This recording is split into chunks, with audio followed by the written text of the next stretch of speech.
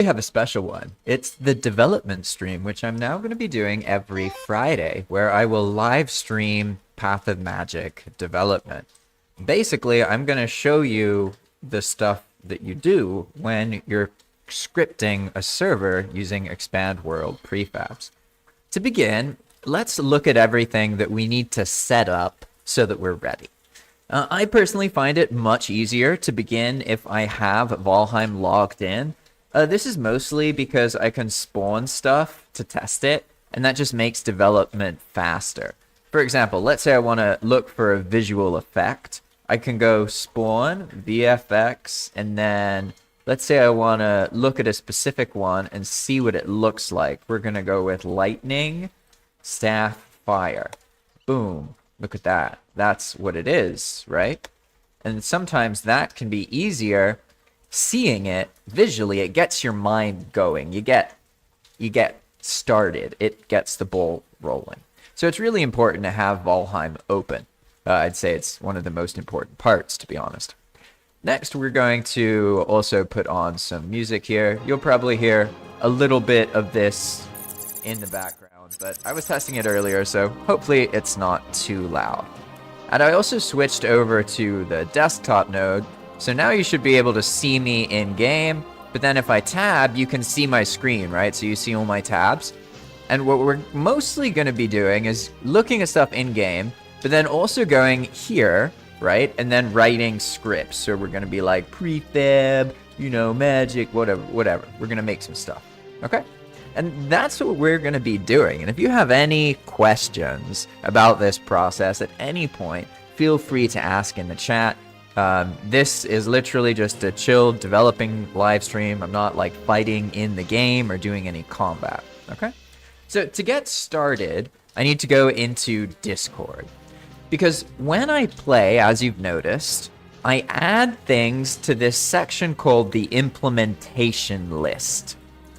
This is basically a list of things I want to develop.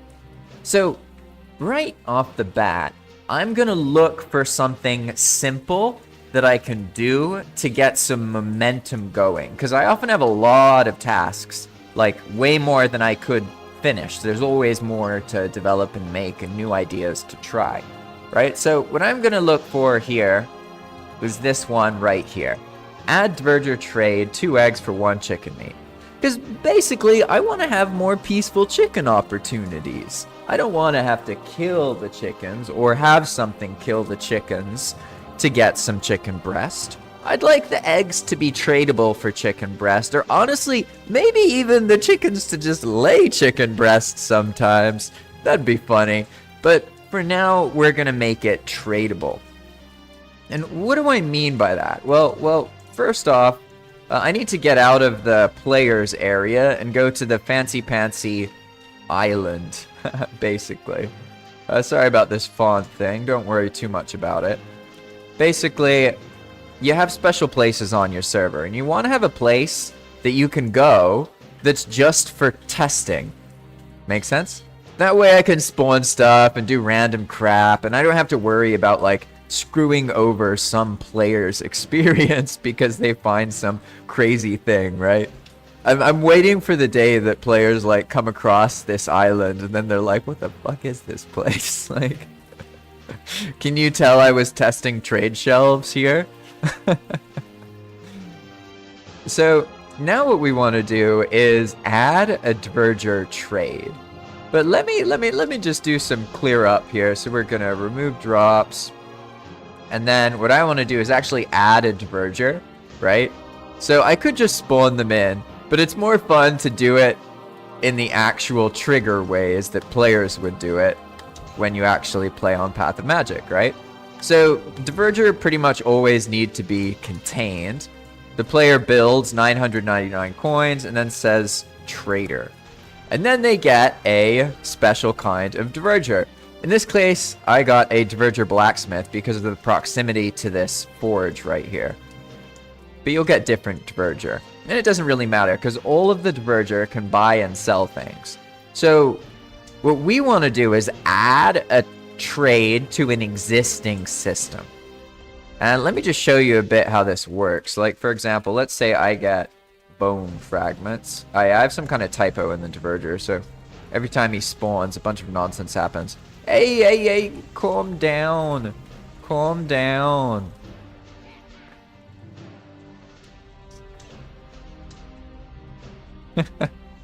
As you can see, these guys are very destructive. No! That bastard, he killed my diverger.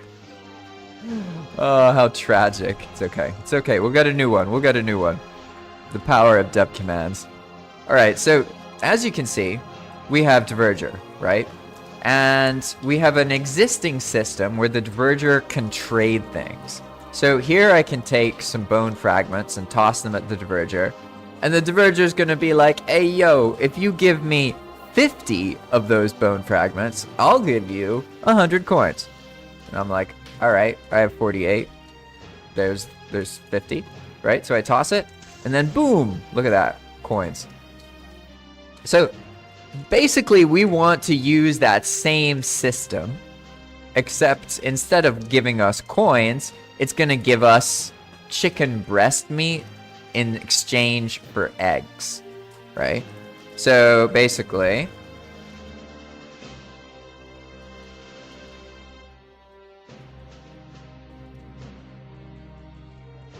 it's going to work like this. Ah, yeah, eggs don't get auto picked up. That's right. We'll have our eggs, and then maybe it'll be something like you give them 10 eggs, or maybe 20 actually. You give them a pile of eggs, and then he's like, hey, if you give me a whole pile of eggs, I'll give you 10 chicken breast, right? So let's see, spawn chicken meat. We want to see what it looks like, specifically its limitations on the stack size. Okay, so the egg has a stack limit of 20, and the chicken meat has a stack limit of 20. But in general, when I develop on PoM, I follow attrition. So whenever the player trades something, they lose quantity, if that makes sense. So the player gives 2 eggs, they get 1 chicken meat. And I find that this is just helpful in general. You should always do this just because Valheim has a lot of item production without that many item sinks. So in general, when you make mechanics, you want to make them item sinks, okay? So let's see here. We're going to go and we're actually going to open up the existing script so I can show you a little bit how it works, basically. We're going to look at expand prefabs, diverger, traders. But then it's not just the normal one, it's the swaps. So you see the traders on Path of Magic, there's a bunch of different options here. There's coin trades and swaps. We're going to make a swap where you give them one item and they give you a different item. A coin trade is the same thing except you get coins in return, right?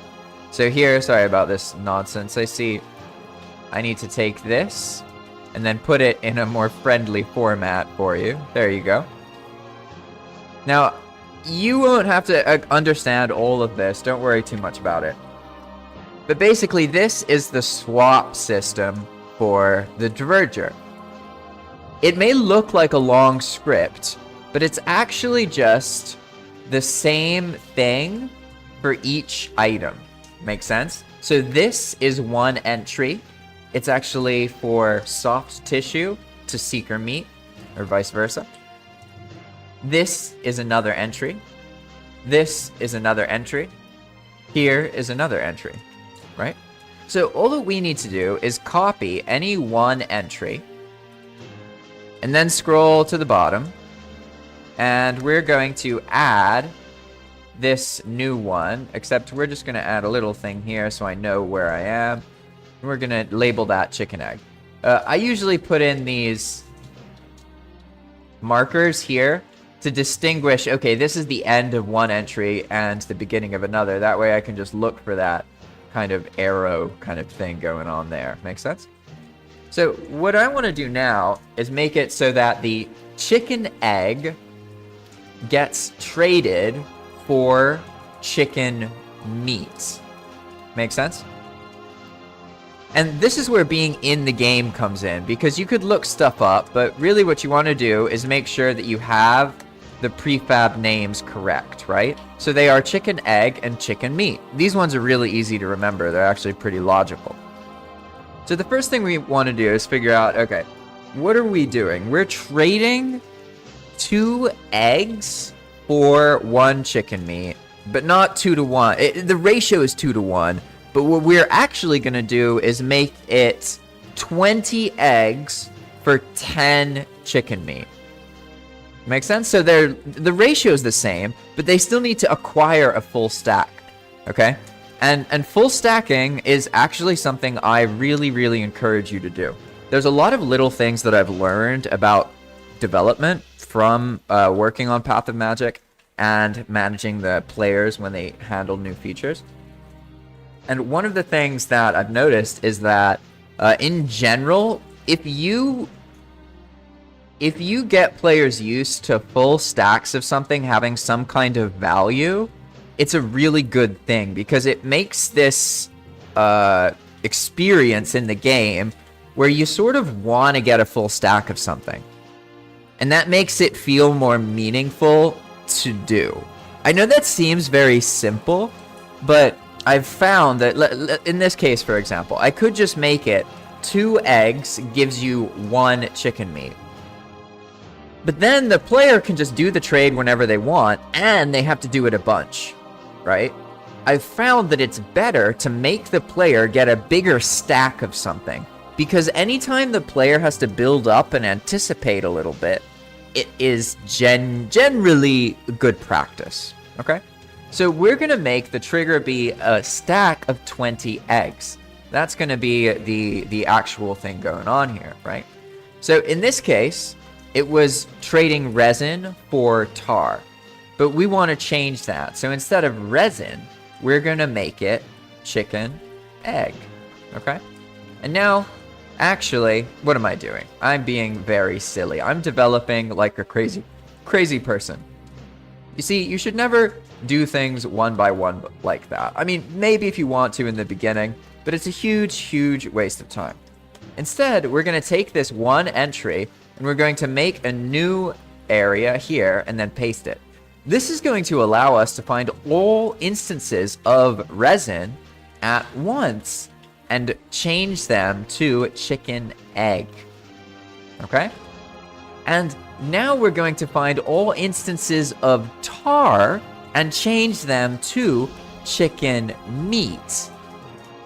And so by doing things this way, we have now recreated the entire script without having to rename all of the individual pokes.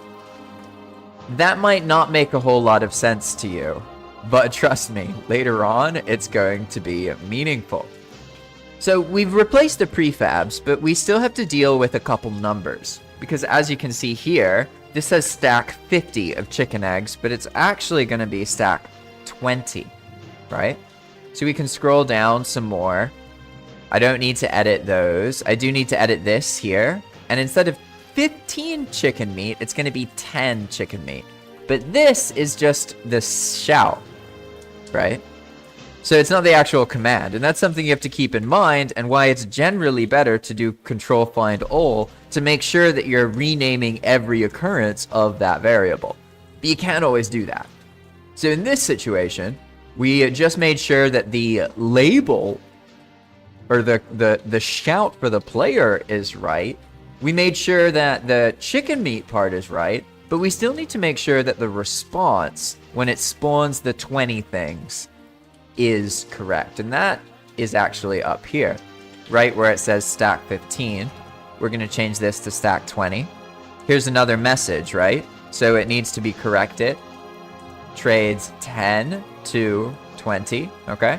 And let's add these in just because it just makes it a bit more intuitive for the player, right? But now there's actually a second part of the messaging. There's the part where the player sees something on the screen, right? And this is where we actually want to adjust it a little bit. First off, I'm actually going to make these delays shorter. So basically we're going to get a 0 here, I think, or like a 0.5, and then maybe 1.5, then 2.5, 3.5. This is just to make it a little bit more snappy.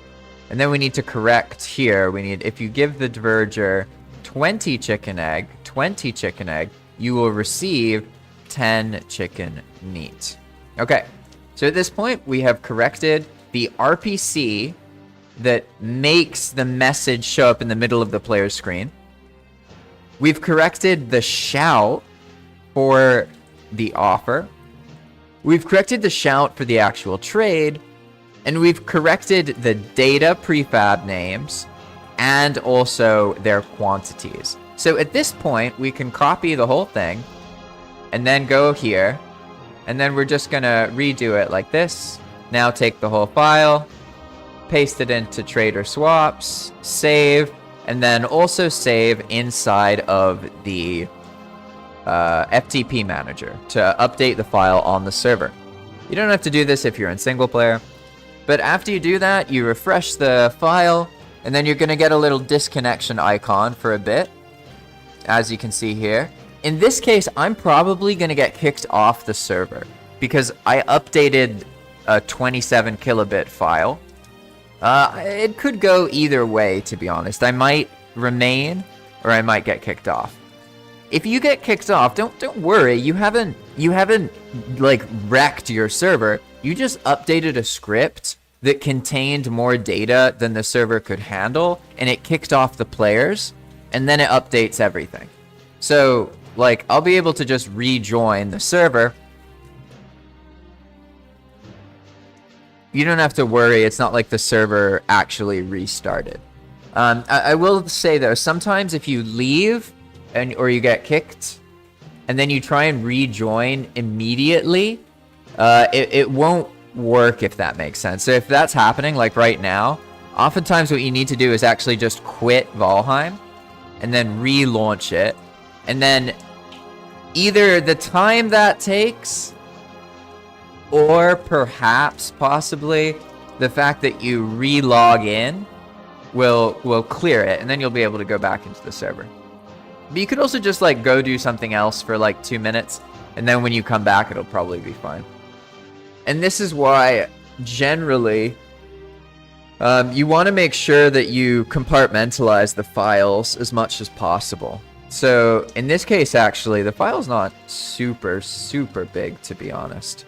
Like, if we had just updated this one part, it wouldn't have kicked us. But because this is also all of this other stuff, it is enough of a change to actually kick the players off. But as I mentioned, don't worry about it.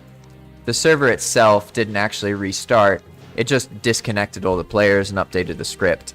And then when you log back in, it'll just work as long as you didn't make any typos. Let's see, I can log in here.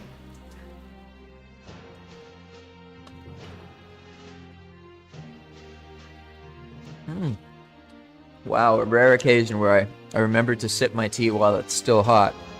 I tend to just start streaming and then I just completely lose track of time. It's like a teleport an hour into the future or 2 hours into the future, and then I'm like, ah, yes. Alright, so we got our little verger here. He escaped his cage, but whatever. We want to get some eggs. So let's spawn some chicken eggs. We need 15 of them. Ah, yes, and they don't auto pick up.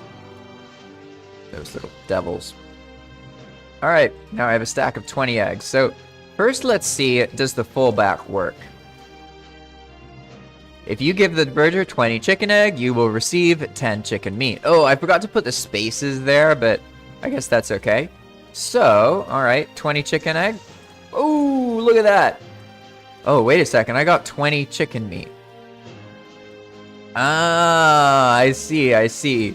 You maybe if you if you're paying attention, you probably noticed. So I talked about that, but then when I actually did the data here, I didn't do it right, did I? I did something wrong. Let's see. Ah, yes. It's right there. You see that tiny little thing? And now here's kind of the problem. And for those of you who actually play on PoM, you might understand now why it is that when I'm developing, like, the server is slower and I have to refresh things 10 or 20 times. People don't necessarily realize that, like, I make mistakes, basically. And so right now, because I refreshed that file, it mostly works, right? Like, the actual functionality works, but I made a typo. And there's one number somewhere that's wrong. So now because of that one number, I'll have to re-refresh the file. Makes sense? So this time I'll just log out and let it do its thing. All right, here we go. We're gonna just log out right here. And now I'm gonna just do it in this case because I'll just read over the script just to make sure I didn't make any other mistakes here. I've worked a lot with this particular script, so I'm very used to it. And like my brain knows to just ignore all this because it's just visual effects. All this doesn't matter. It's just like this, and this that matter, right? So here we got 10 chicken meat, and that is correct. That's what we wanted. Here the command, though, is wrong. It's the opposite, right? We want to say trades 20 chicken eggs for 10 chicken meat. My bad. You may have noticed that earlier. I got it backwards. But then here we have stack 20, and this is correct because this is the trigger, right? This is the origin. So that's correct. And then here we have the diverger offers 10 chicken meat for 20 chicken egg. And that's right. So here I could just do prefab or I could just type it out. Doesn't really matter a whole lot. It really depends on like how you feel about the prefab names and that kind of thing. But this looks fine. The diverger offers the player 10 chicken meat in exchange for 20 chicken eggs. Okay, that looks solid to me. And I also noticed that the timing was way better with 0.5, 1.5, 2.5, and 3.5. So we're actually going to edit all of the other ones at the same time. You see how I have this delay 4? We're going to change that. So instead of delay 4, we're going to find all delay 4s and retype them to be delay 0.5. Make sense? And now we're going to do the same thing. Find all delay 5.5s and make them delay 1.5. All delay 7s and make them 2.5. And then all delay 8.5 and make it delay 3.5. Now, is that what I did down here, or did I do a little different? Let's see. No, 0.5, 1.5, 2.5, 3.5. Awesome. So now this script should be correct. But as you noticed earlier, the act of changing it is going to kick anyone on the server. So I just refreshed it, and now I'm just going to wait a minute and see what happens here. We can just go back in here. I'm going to take a look. Let's see. Hey, welcome on Twitch, by the way. Welcome, welcome. I'm actually wondering, no one's watching on YouTube. Does that mean... That could be fine, but sometimes that means that it didn't get caught on YouTube. So I gotta go check real quick. YouTube, JP Valheim. Boom, boom, boom, boom. Oh, no, I'm live. Okay, cool. Awesome. Yeah, I don't mind if no one watches on YouTube. That's totally fine. It's just sometimes when I start streaming, it goes to one platform, but not to another platform. So I just wanted to make sure that was going on. Now we should be good, though, to join back on the server, and we should have just successfully implemented our first feature. Let's see, 24 minutes into the stream. I guess it does take me longer, though, because I'm explaining everything, right? Let's see. Yeah, usually if the password thing doesn't show up immediately, that means it's not going to connect. So probably I just have to actually quit out when I do that. And this isn't something you normally have to do that much. It's just that PoM has a lot of scripts, to be honest. Like a lot of scripts. And it's made it so that I can't live update as easily as someone can when they first start developing. Make sense? Like if I open this, for example, let's go to File Explorer here. Now let's go to Desktop, and I'll just go into like an older PoM backup, right? Okay, these are all PoM scripts. There's like 230 different items here, and each one of these is on average as big as the one you just saw, or even bigger. Some of them are huge. So that's why I can't do live updates as easily as someone who just started developing will be able to. But now that we restarted, we should be able to actually just log on to the server and everything will be fine, unless I actually messed something up, which is possible. But to be honest, normally EWP scripts don't it's hard to like damage your world file with scripts. So normally if you mess something up, you can just like remove the script and then it'll be fine, if that makes any sense. Taking another T chance here.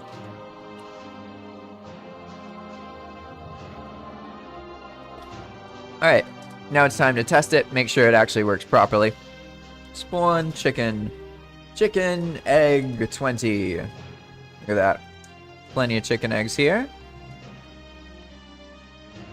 Now we should be able to toss him one and get a very quick feedback.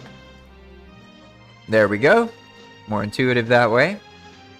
If you give 20, you'll receive 10. I forgot to update the put a space in the chicken meat thing, but you know, whatever, that's fine.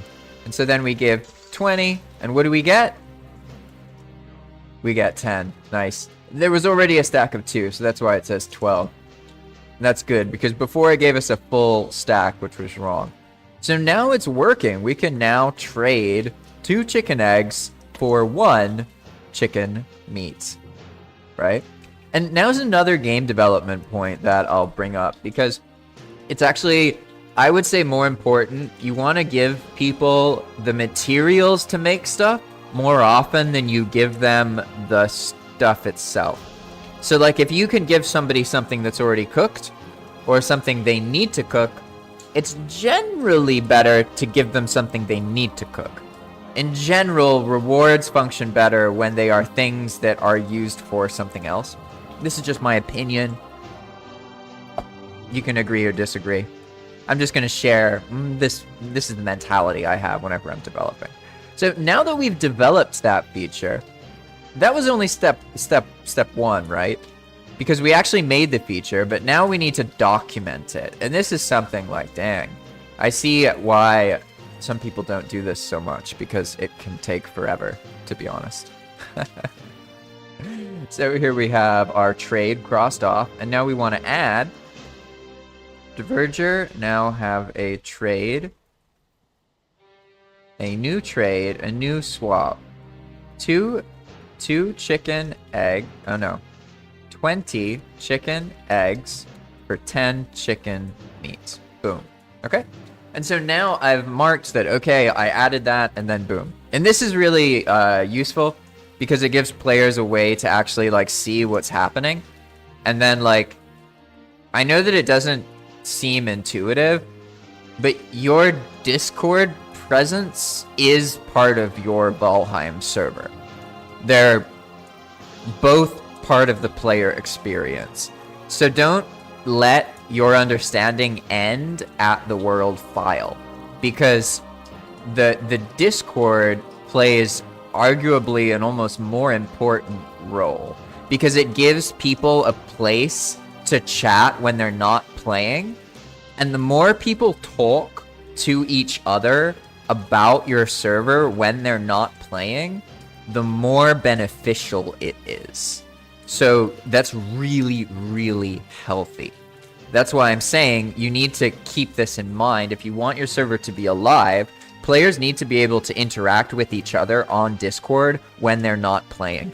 It's going to make a big difference, because then you can have one person on the server, but they still feel a bit more connected because there's people who know about the world telling them what to do and that kind of thing, right? So that's something that's quite important, and it also is very useful for like history to see like, okay, this is when this was changed. I changed this here, you know. But that being said, I don't do this for everything. Like, I didn't added the chicken egg. Oh, adjusted the chicken egg because I had a glitch with the data. Oh, adjusted the message. Like, that would take forever. I just kind of say, okay, I added this thing. And then if I fucked up, I just fix it. I don't add like a notification saying to fix it. Make sense? Because at that point, you end up wasting loads of time documenting stuff that like isn't really that beneficial. And if I documented every single thing I changed, like, yeah, I already don't have enough time to work on everything I want to work on. So I like, you know what I mean? But now that we've done that, we added our thing to the changelog. We removed it from the implementation list. So now we can look for something else, okay? In this case, let's see. We have, oh, this one. This is an interesting one to replicate. Actually, why don't I do this one? So basically, you may have noticed that there are these graves behind me, right? This is where my character, or my testing character, so to speak, has died multiple times. And let me just make sure that this is still actually my spawn. Give me a moment here.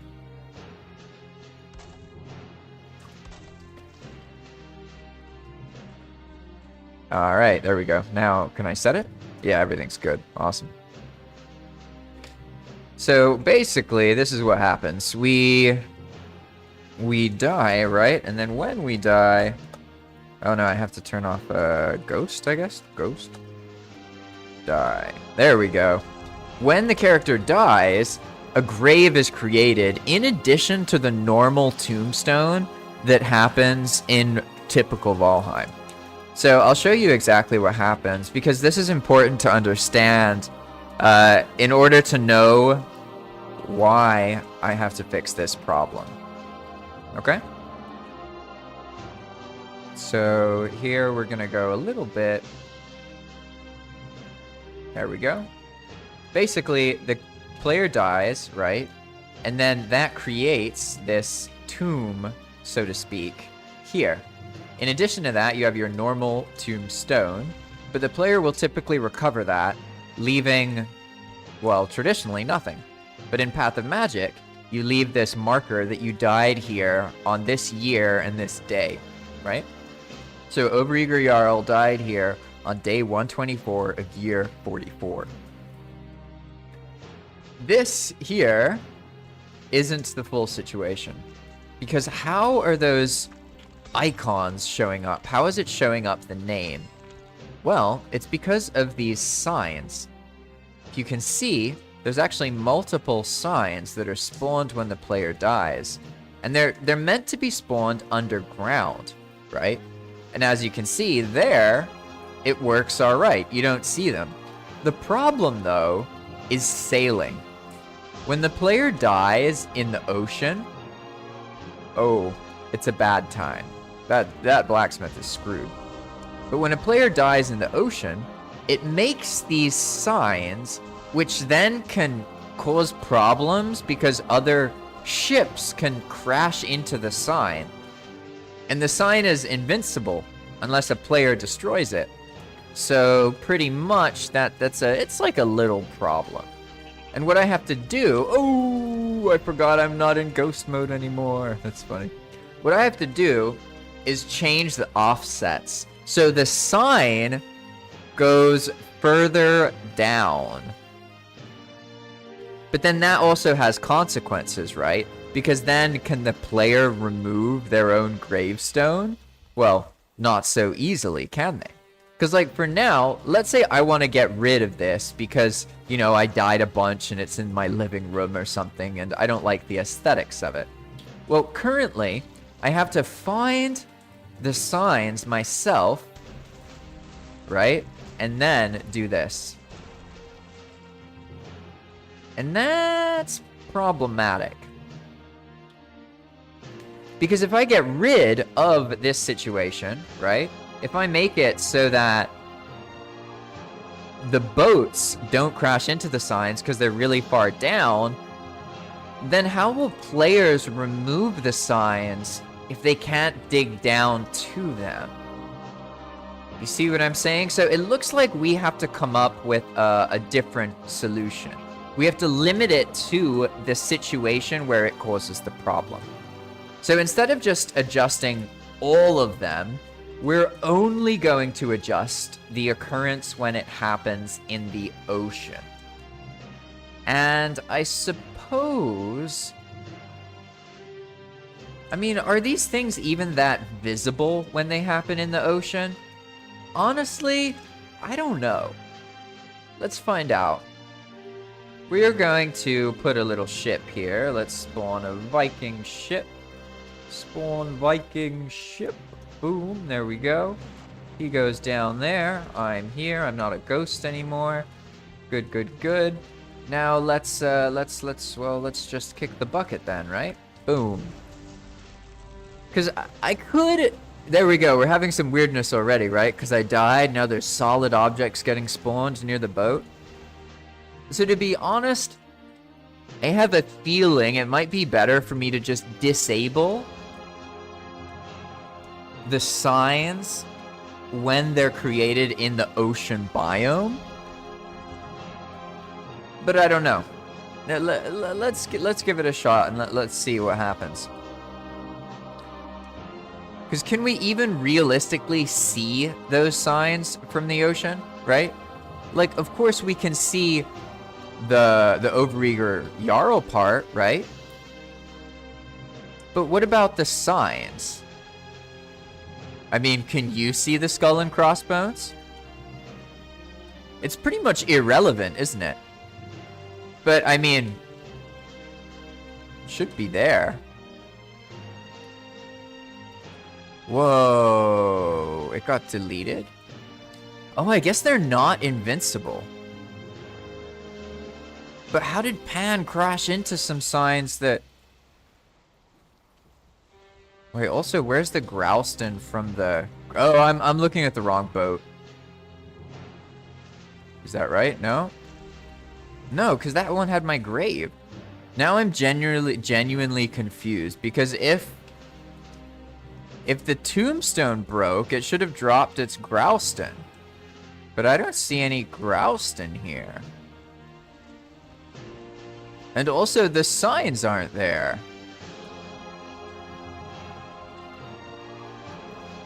This is very confusing because it seems that the problem isn't occurring, but I didn't fix it. Like, where's the... You saw how the solid object was there when I first died, right? Fly. And then let's try and die a little bit higher up, I guess. See how that goes. So I'm going to type die. Oh, no, I didn't do it. But whatever, you see that, right? It's there. The signs are there, the bone fragments are there. It's all there, right? But then we leave.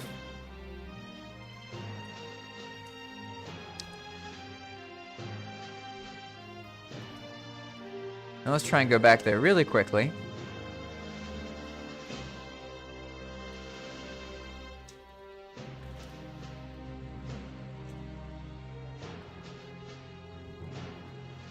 Yeah, it gets destroyed, but then somehow doesn't drop any materials? I'm like honestly confused because this is perfect. This is like exactly what I would want. Oh, wait a second. Are the... No, that was from earlier, right? Yeah, this was from earlier. It's not from what I just did. Because basically they're getting automatically destroyed. But I don't actually understand how. Okay, let's do a test. Let's die on this rock so that it spawns into solid terrain. Makes sense? Because that's genuinely confusing. It's as if it's already been fixed. But the player who reported it was Pan. showed me the boat crashing into one of the signs from an old grave. So now I'm like, wait, what? How did that happen if they destroy themselves?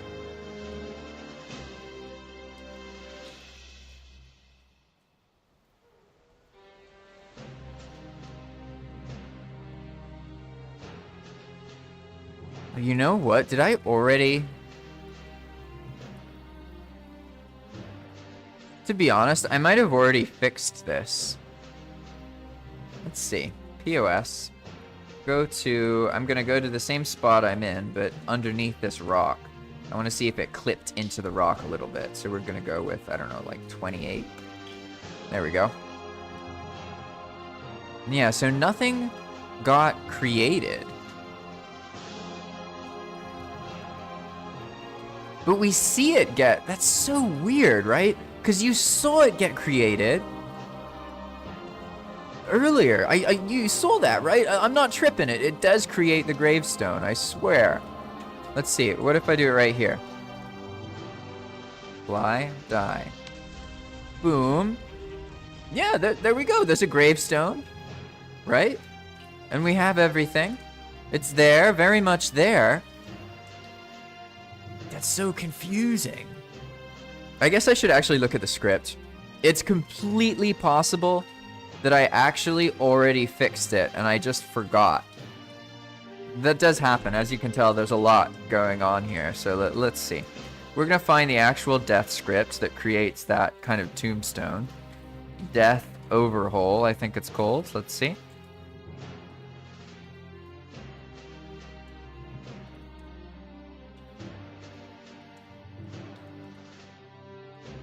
Time to sip some tea.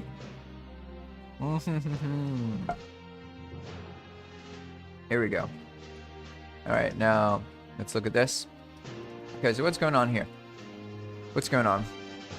Alright, we have when the grave gets created. Okay, that gives it ghosts. That's something else. These are the actual graves. So the VFX for the player dying happens, and then it creates everything, right? And this is for the meadows. This is for the Black Forest. This is for the swamp.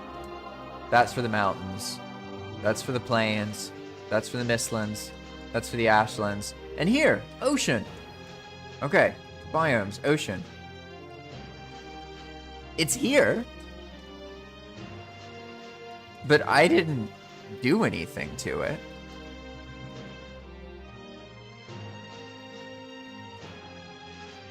Yeah, this is normal. It's these graves. Okay, let's look at the data. They spawn with the data, grave sign 3, 4, 5, etc. Right? So let's look at the data.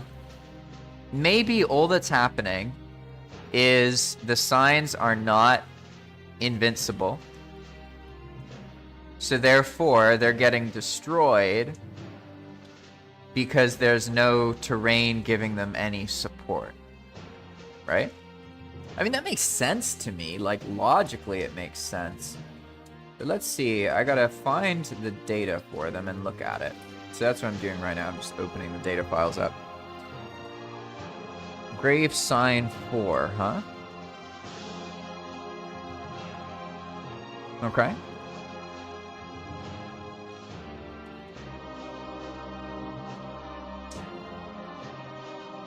Alright. Let's look at this. Grave sign. No, it's not here. Alright, alright. So I'm gonna actually look. I'm gonna parse through the whole server files and see if I can find the data so I don't have to remember which file it is. Okay. We have... Oh, it's in... Oh, player graves. That's what it's called. I was looking for death. So I need to go to P. Yeah, there we go. Alright, I found it. You see, there's so much stuff that, like, I can't even find it in the list by looking at it, right? Like, classic. Okay. So we can see here. Okay, this confounds me deeply. What? These fields make the sign invincible.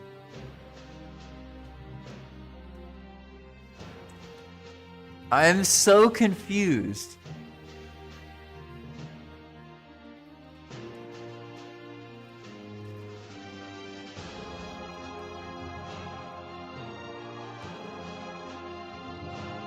Why is it not happening in the... That's so weird. I'm like genuinely confused now. If any of you have any ideas as to why... This is really funny too, because it's something I don't understand, but it's like basically the solution is happening.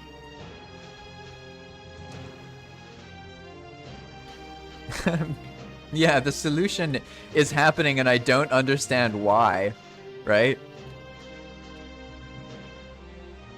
Like also, why was that? Are these items actually here? They're just invisible? Huh. Let's check something actually. Objects, list, zone. Fish, VFX, zone control. Okay, zone max distance equals 1. Got some fish, some zone controls. The gravestone for the broken world. There we go. Okay. So where is that gravestone? It's at 0. That's underwater. What? Okay, let's go to 14, 75, 73, 69, 0.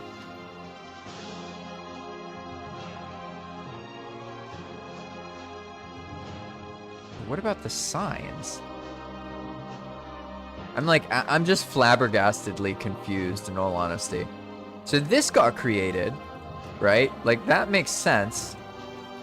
But also, I don't think I spawned a boat this far today, did I? I have a feeling this is old. It's from something else. You can also see there's no grave. Like what?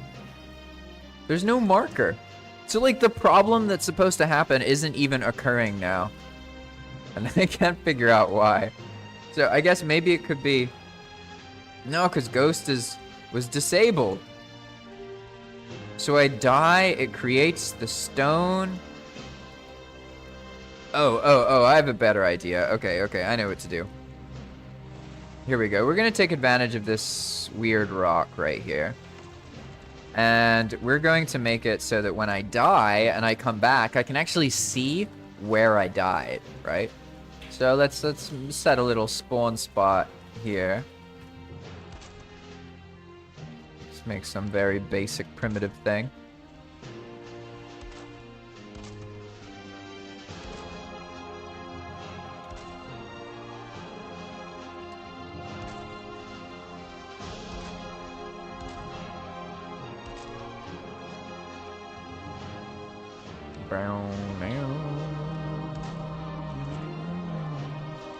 Am I surprised it's too exposed? No.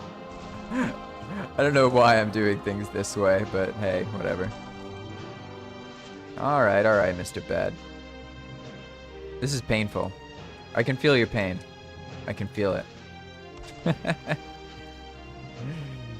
I'm in dev mode and I completely forgot how to make a bed, apparently.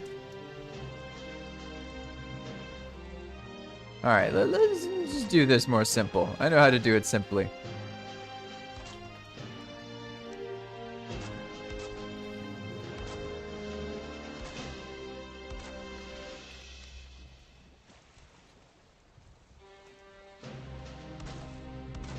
I guess because I need like a bit of visibility for the boat though, so let's see if this works.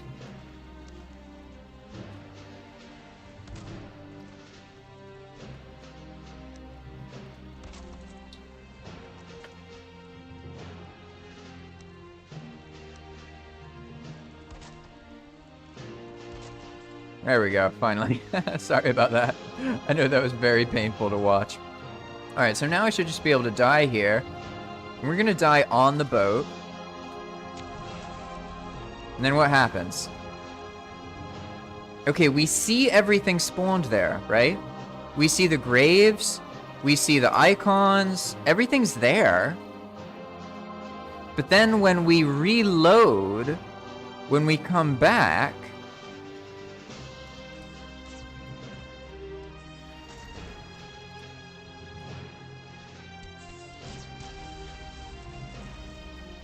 it was still there. So this time it didn't get destroyed. But then why on earth is it getting destroyed when I'm not close? I know that this may seem like a nitpicky thing, but I'm like genuinely, I don't understand what's going on there. Ah, there we go. They're falling. They're falling. They're falling. Oh no, they weren't falling. It's just the tide was rising, right? But so now we see it happened, right? I mean, like, this is the grave. It's there.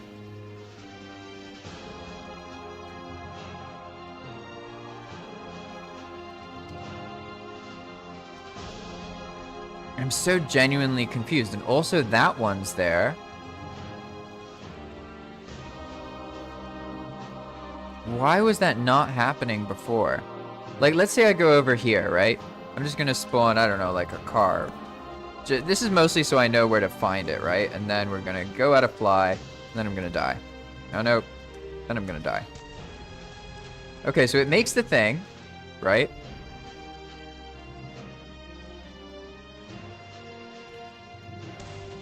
So why wasn't that happening earlier? I don't know.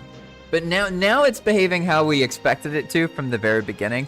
I think it might have had something to do with how far away I was and how the zone loaded. Right? Because now we can see that, yeah, that's the kind of problem that happens, right? I died in the boat, and that caused something to spawn, which flips the boat, and then that destroyed the boat, right? So this, yeah, now this is the problem, right? So I have to figure out, okay, in the ocean, when one is sailing around, realistically, can you even notice the skulls? You know what I mean? You're more likely to notice the signs underneath, but that, I mean, that's some pretty bad visibility, to be honest. Like, I don't even know if it's worth it. I could just make it so that this doesn't even happen if it's in the ocean.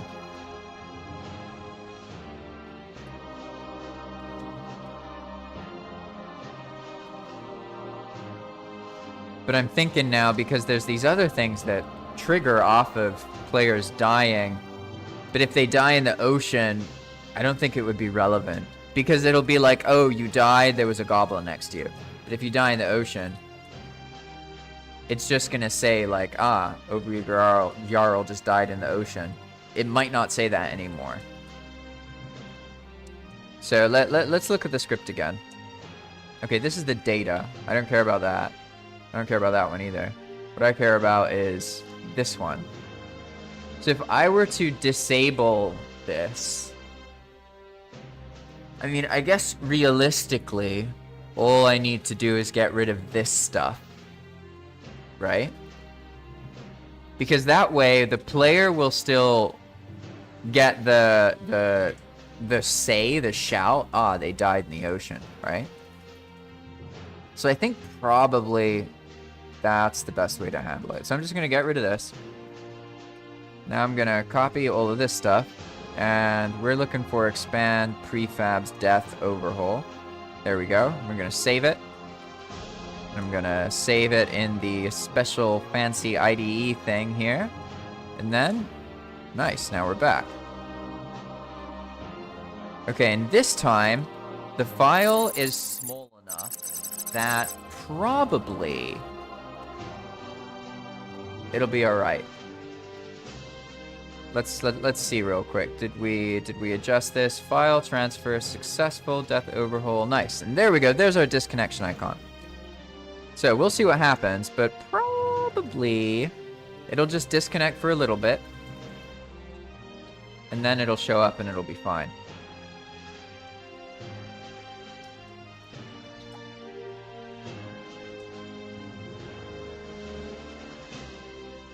Nice. See? There we go. And that's normally what you can do. You can just update something and you don't have to get kicked off like what was happening with me earlier. So now we've done that, what we need to do is just go die somewhere And it shouldn't make the grave, but it should say the message, right? So let's just die right here. So it says I died. Ah, but it's... Oh, because it thinks I'm in the plains. Oh, I didn't even realize that. Yeah, because the ocean is only the deep part. So this won't even work. Because the situation happens in non-ocean biomes as well.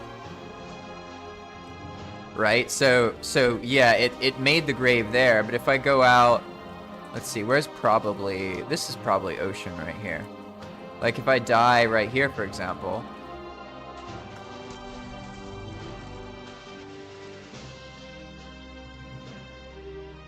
Yeah, there we go. Nothing spawned. Right? So that item spawned, but that was actually just because I died, and when you die, you count as a ragdoll, so it thinks you killed something, and it gives you a chance for a PoM item, which is kind of funny. So yes, you can actually, like, loot stuff from your own body. So that works, but only in the deep ocean, right? So is it even viable then? Because it looks like that's not an effective way to handle it. Because that has only fixed the situation out there. But here, for example, the same issue will still occur. Let's recreate it because it's very obvious with the carve, right? We have a carve. And then if we go in the carve, and then we die, the solid thing will spawn into the carve, which then has the potential to flip it over or cause problems or get it stuck, right? Like in this case, I think it actually got stuck on top of it, which might make the carve hard to remove. Oh no, it went on. Oh, there you go, see? So some nonsense happens. That's what we're trying to fix. And I'm thinking I know exactly what to do. These graves can look at the Y coordinate, and they'll only do it if the Y coordinate is higher than a certain point, right? So like, for example, let's set the environment. We need to find the highest point that the water of the ocean can get to. So let's set the environment here. It's gonna be thunderstorm. How do I do that? M thunder. Nice. Okay. So let's wait a little bit here. This is gonna make the waves get really high, or higher rather. And so what we want to do is place the character right above the highest point of the wave. So maybe like right here. We want to make sure that the water never touches the character's feet.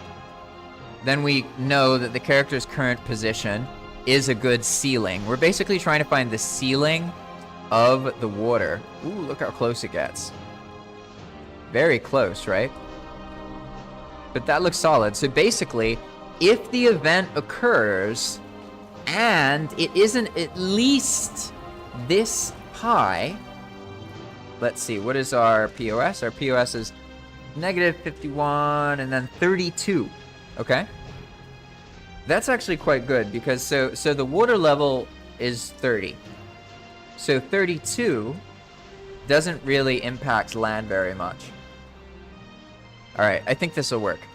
So now what we're going to do is we're going to look at this same script from earlier, right? We have the death graves in each biome. We removed them from the ocean, but that alone wasn't enough, right? Now what I need to do is actually add something that says the minimum, okay? And we're gonna add a certain parameter, but before we do that, we're gonna select everything, right? Because you never want to do things once. You want to do things once, not every single time. So we've selected every occurrence here, and we're going to add another parameter or field or whatever you want to call it. And it is min y equals, we're gonna make it 33. Because here the character is at 32, right? And I guess it's feasible that somehow they could jump, or it could be a particularly big wave and they die there, right? So we want to make sure that this only occurs if it is above min 33. But here, we actually overdid it. So we don't want that to be applied to the stuff at the top. There we go. We only want it to be in the meadows, in the Black Forest, in the swamp. This means that you have to be on land.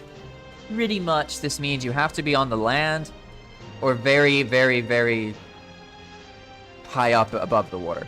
Pretty much. As far as I know, the player will not be able to trigger this if the player is in the water, even if there's a storm and they're at the peak of the wave arc. At least that's the idea. So now let's retest this. Let's reset our environment here a little bit. Let's also get rid of these ghosts. There we go. All right.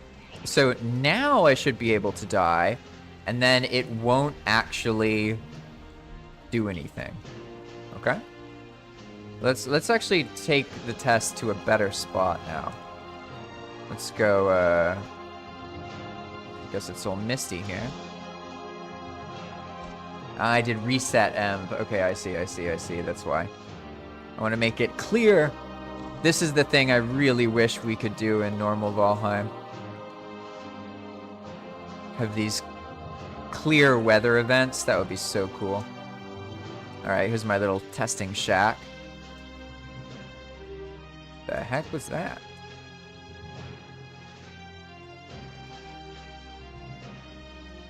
Alright, that's done. So now I should be able to die, and it will make a tombstone. And then I go somewhere lower, and if I die on the water level, even if I'm in the plains, it won't make a tombstone, but it will say... Oh no, because then it won't say the command, will it? Because I just realized, you see how... This is what happens. You think that one fix is going to fix it, but I tried to... It will... I think I know what's going to happen. Alright. So basically, this is what's going to happen. When I do the test, it's not going to show the message, died in the plains. So it is going to stop this, but it's also going to stop this. And that's not really good. That's not what I want.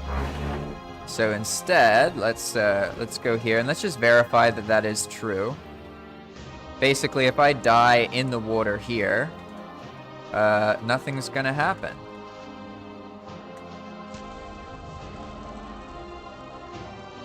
Yeah, there we go. No. Oh no, it made...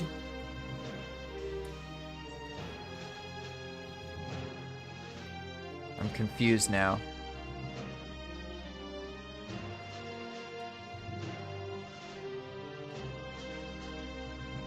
No, that actually worked. Alright, so let's see. What was the Y for that?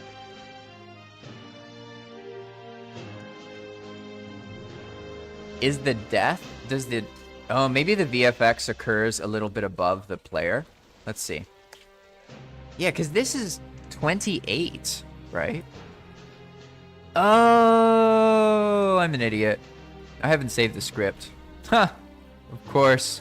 Whoa. What is happening there? What? Wait, do I have my UI turned off? Why are there all those wolves there? Hey, calm down, Mr. Wolf. Calm down. I don't know what that's about, honestly. I may have set some kind of weird thing up. That is a lot of wolves. But this... Wait a second here. Did you see this? You see what happens? It's the thing again. It has something to do with going over there. There's no grave. It's gone. But it did do the marker. Wait, what the heck? Wait, maybe it has nothing to do. It could be about how far this becomes the unloaded zone. Maybe that's why. Let's see.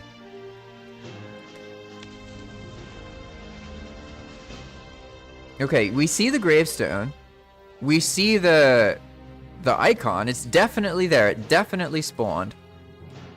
The area now unactivates because the player's deleted. The player is now respawning in a zone nearby, which will then reactivate that zone. Oh, maybe not actually. It might be too far away. So then we go back here.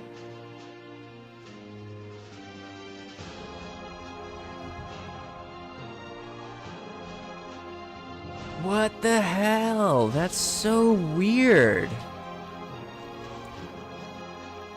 Okay, so in testing this, we've encountered a glitch or something. That shouldn't happen. Like, it shouldn't get deleted. Why is that happening? That doesn't make any sense to me. Like, any sense at all. That is so confusing. Less confusing than all that nonsense going on.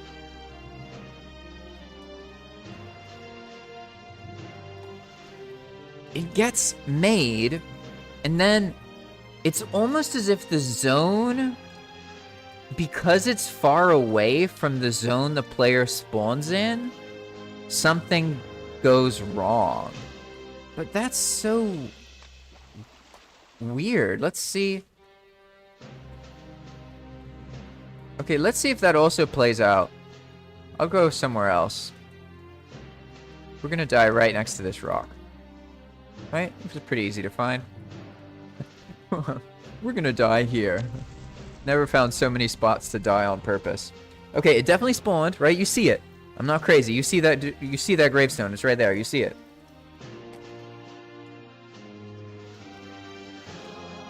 I have a feeling this has something to do with the zones unloading and reloading. But that's quite interesting, because if that can happen, I wonder what else it happens with. Alright, so we go over here. We have our little spot. Where was it actually? Yeah, because I came in from over here.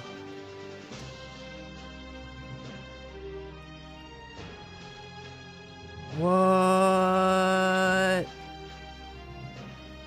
What on earth is causing that? You see the VFX. That's where I died, but all the stuff is gone.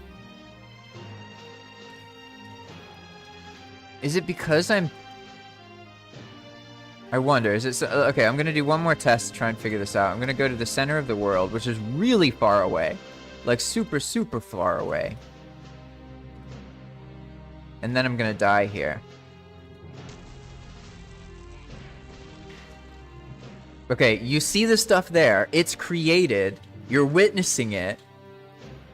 We know it was there. But now the area becomes unactive. Yet the VFX stayed there. It's so confounding. Alright, so now go to 0, 0.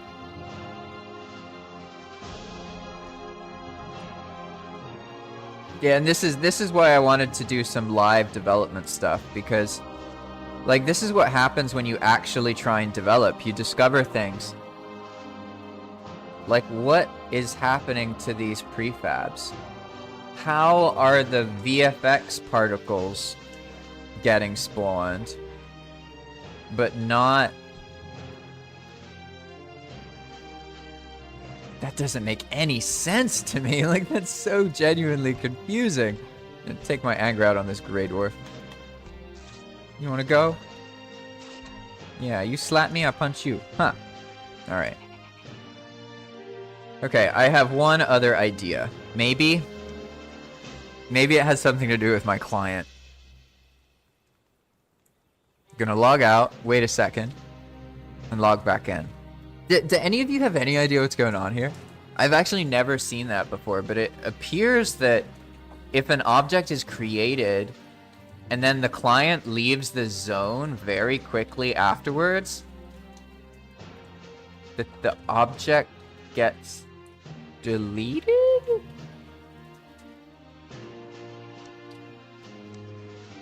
Very confusing. The other thing I have in mind is maybe it's a client problem.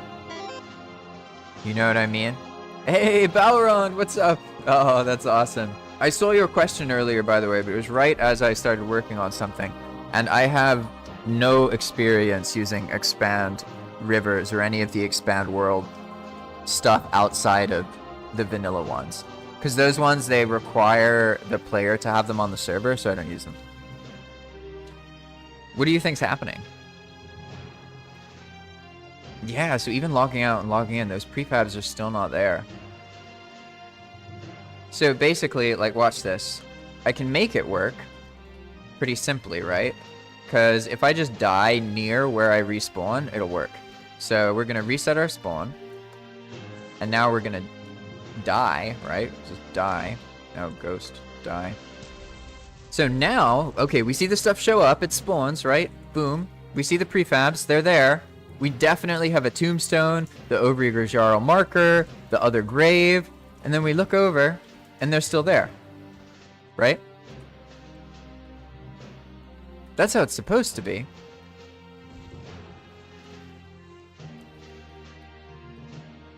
And then, of course, there's, you know, the gravestone itself sinks to meet the terrain. That's normal. And it's also destroyable. That's fine. The signs, though, are invincible. Only the player can delete them with, like, a workbench thing, right? So basically, look what happens if I go and I die outside of the area that I get loaded into, right? So let's die right at the end of this path here. And then die. So it makes the things. But then, well, if my theory is right, because where I spawn is too far outside of that zone, for some reason, what just happened in the previous zone, the build objects get forgotten, but not the tombstone or the VFX? Honestly, it doesn't make sense to me, because, like, in my head it should be all or nothing. But then if we go...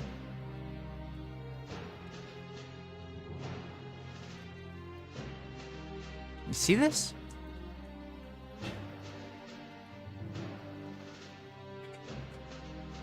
Gone. That is so bizarre. I have literally no idea. That doesn't make any sense to me. In fact, it's confounded me so much that I'm just gonna move on. Like, I don't get... What's weird too is tombstones sink to the ground, but it floats. It's as if it knows the stuff is supposed to be there. You know what I mean? Like, I'm so confused. I don't get it. I don't get it. But whatever. Oh, you got something? So Balron says that it is due to the chain of events.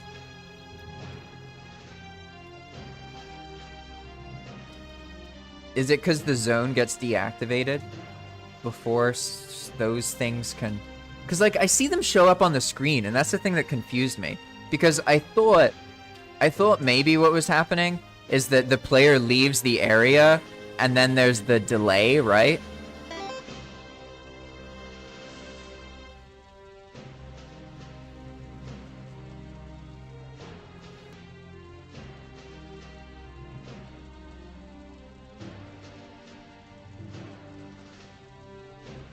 Okay, so basically, Balron says the VFX in the new gravestone spawn at the moment of player death, but the tombstone is after that, created with its own ZNet view. The refreshing of gravity...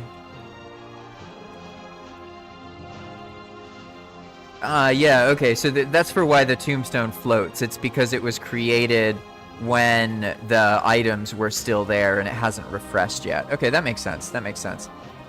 But that still doesn't explain why all that stuff is disappearing.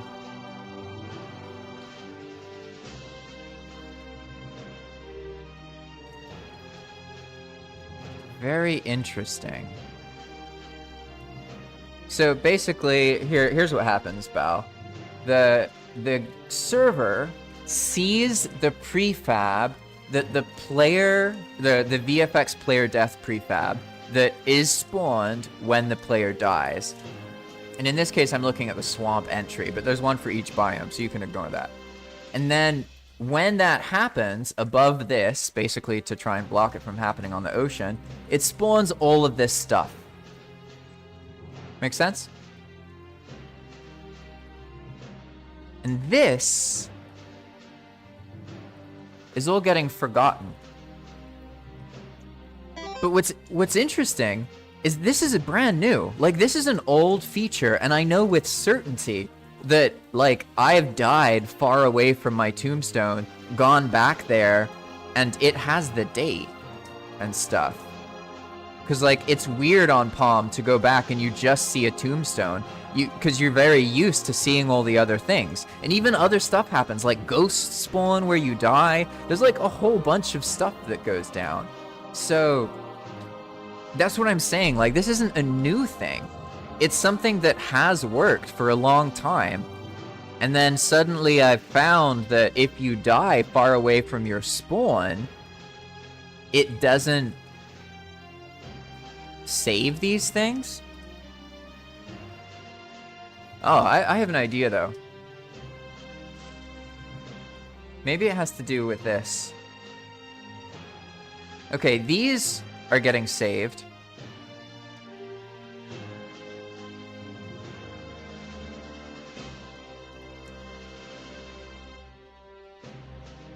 Okay, I'm gonna try something else. Here we go. We're gonna make it 3, 4, 5, 6, 7, 8. No, that's not gonna do anything.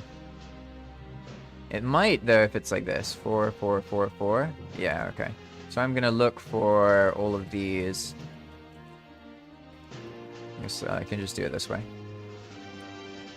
Oh no, that won't work. Oh, see, I almost wrecked everything. Grave sign. I guess I can just do it like this. Grave sign. Yeah, there we go. Okay, so now I have all the matches. Go end. Back. And now instead of spawning after 1 second, we're gonna make everything spawn after 1, 2, 3 seconds, I guess? No, because this also gets deleted and it's 4. Then these things show up, but they show up basically when the player comes back the next time.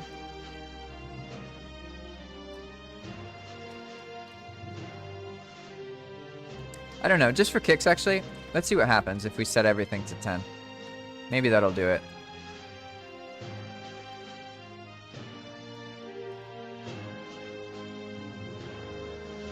Alright. Just gotta wait for this file to update here. Yeah, this is funny. This is exactly what happens with development, right? Like, I was just trying to do some minor little thing that is, like, almost irrelevant to most people. Because it only matters when a person dies in the ocean, creates a sign that then another player crashes into later. That's what originally started this. But then I found that in trying to recreate the situation, the signs are deleting themselves. Or not getting saved, but okay, so yeah, I think I get it now. There seems to be a dead zone. Like a new dead zone, basically. That's somewhere in between these and this. Because it creates all the stuff that happens straight away, but then it's almost as if anything from, like, 1 second to 4 seconds later gets destroyed, right? So now what I'm testing is I want to see, okay, if I have these on a short delay and these on a longer delay, will these get missed? Or will they get created when I come back? Like, what's going to happen? Right? So here, I'm just going to log out and then log back in. And that might fix it. Yeah, this is the see, this is what I was originally trying to fix.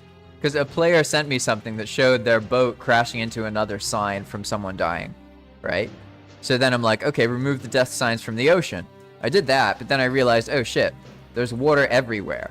So like, it'll still happen if the player dies in the coast of the plains, or in the shores of the plains, right? So I can't just use the ocean biome. I had to use the minimum Y thing. And I did that, but then I encountered this whole other issue. So that's just kind of funny. I think I understand like how to prevent the original problem, but now, like, why is that stuff getting deleted when it didn't used to get deleted? That's like a confusing thing for me. Bauron says, maybe change the order. First spawn the VFX, then the gravestone and the sign. Yeah, so basically, that's what I'm testing now. I just had to restart it. Yeah, because now it'll work like this. We'll have the... Before, these were all 1 second. It was like this. Make sense? So, maybe there's some kind of dead zone or something. I don't know. We're about to see. We'll see what happens. Let me just make sure I did do this in the meadow, right? I changed everything. Meadows. Grave sign, 10, 10, 10, 10. Nice. Awesome.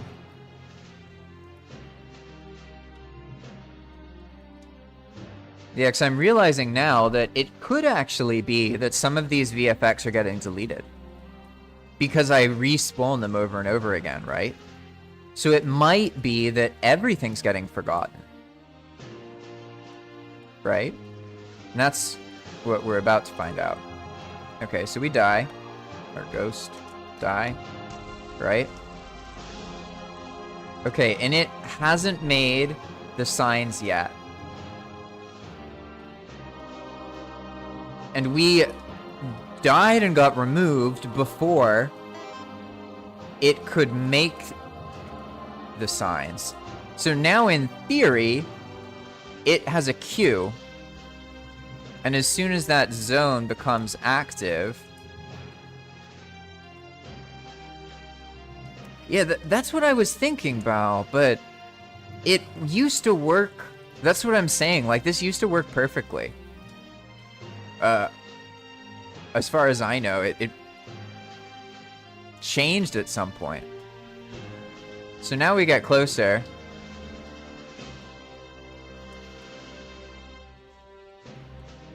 We have some of the VFX working.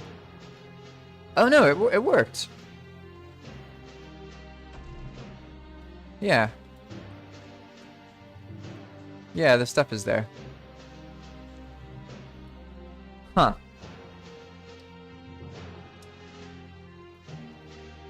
Yeah, so I don't... I'll read Balron's comment, 1 second. Balron says, well, maybe the issue is actually the delay. So the delay is so big that before it actually launches, you're already unloaded from the zone. So the whole script stops or gets ignored. With EWP, it doesn't work like that. It gets added to a queue, as far as I understand. Because basically, like, you create these events, but then they can't happen until the player comes into the zone to activate them, and then they happen. So the timing can get weird. Like, let's say that you make a monster spawn 5 minutes later. The player does something and leaves. The monster isn't gonna spawn 5 minutes later. It's gonna spawn when the player comes back, as long as it was at least 5 minutes ago. Does that make sense? So, like, the parts of the script, they normally don't get forgotten, or the script doesn't get untriggered. It literally just gets queued up, basically, right? So here we can see that this actually worked. These things are here now. If let's test it again. Let's go even further. I can actually go all the way back to the island that's super far away, definitely not nearby. Let's find that real quick. Sorry about all this weird font stuff. I know it looks gnarly. Where's my island? Here we go. Test Island. So we're gonna go to Test Island. Now we're gonna recreate the situation. Yeah, okay, you see, that's an example. There's actually an issue where, like, some other things, there's, like, the queue remembers some things that it shouldn't remember, if that makes sense. Oh, interesting. It didn't say I set my spawn there. Huh. Maybe I'm doing something wrong. Ah, whatever, it's fine. It's in the memory. Nope, fly. Alright, so now if I die in that same area, before, remember I could come to this island, right here, and I could die, and the tombstone would get deleted, right? So let's try again. Let's ghost. No, ghost. Die. Alright, so the grave's there. Oh, I did it as soon as the server saved. Yeah, so it actually... It's interesting. We accidentally just tested what you just said. Because I died in the exact moment that the server was saving. And in theory... it'll still notice that just like as I go into the area. In this case, I think it might actually be like you said earlier though. We'll see what happened. Yeah, in this case, nothing happened. I just happened to time that at the worst possible time there. Okay, let's do it again.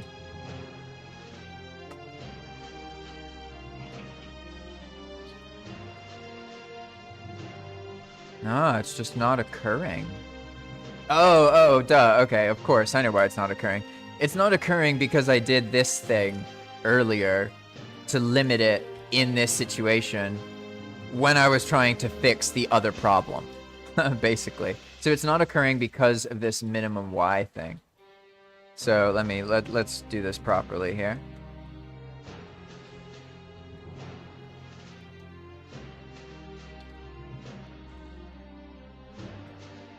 So basically, if I just go up in the air here, I don't even need to go up that much, to be honest. Just make a couple of these blocks, probably.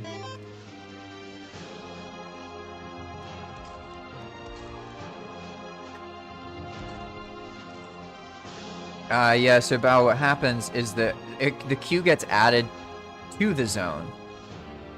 But then nothing happens until the player comes and activates it. And then the queue gets executed. Or at least that's how the EWP scripts work, basically. Okay, there we go. Now because I was high up enough in the air, we can see the gravestone, but the way my ragdoll went, I can't actually see the signs yet. But basically what I'm trying to show you is that EWP is quite reliable. And like, even in this case, right? Basically, the signs should now be there. I think it's actually working properly now. It looks like there's just a dead zone for some reason. Where if you leave the zone too quickly. Yeah, here we go. See, because now the sign showed up. Like that, right?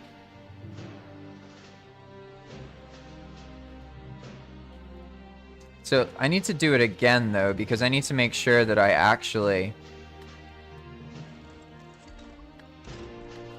The thing is, that time I couldn't tell because basically I need to see that those things haven't spawned. So let's see. Alright, I died. Yeah, there we go. Okay, no, there's obviously no sign. You can't see it, right? It's not there, not there. Not there, and we're gone.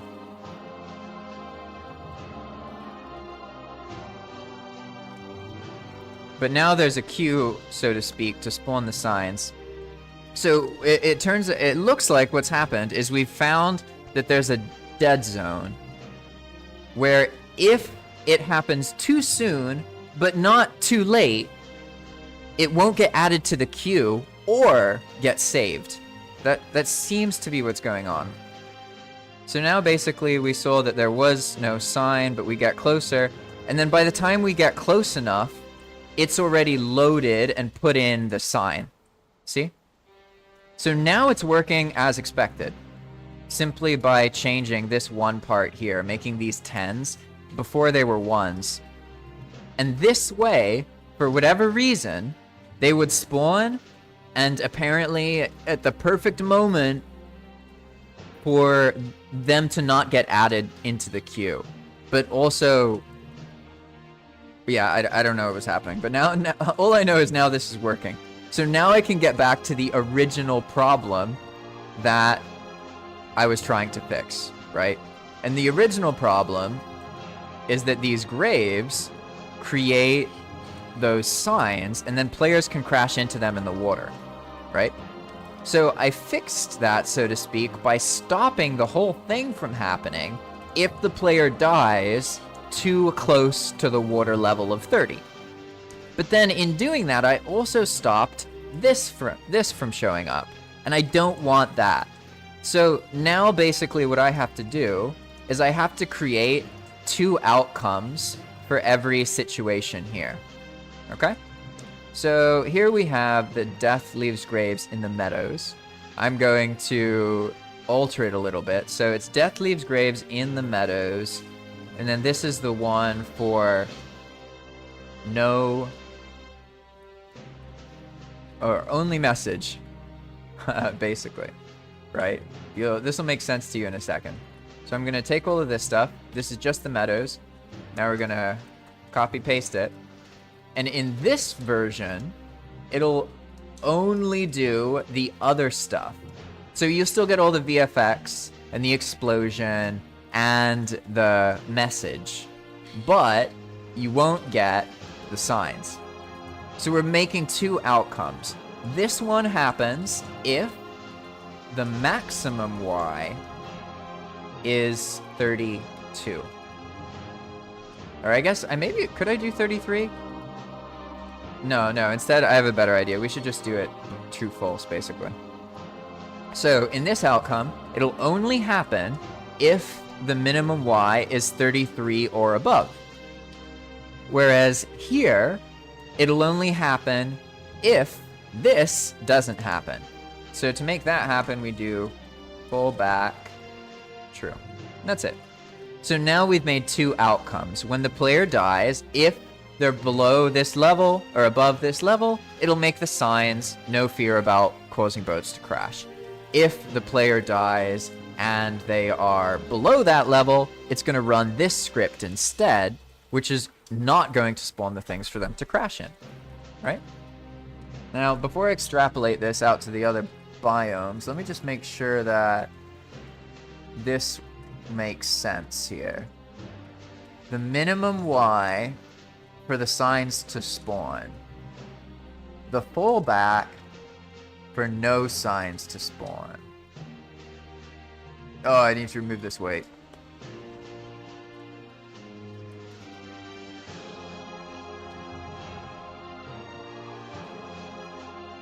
Okay, yeah, that should work.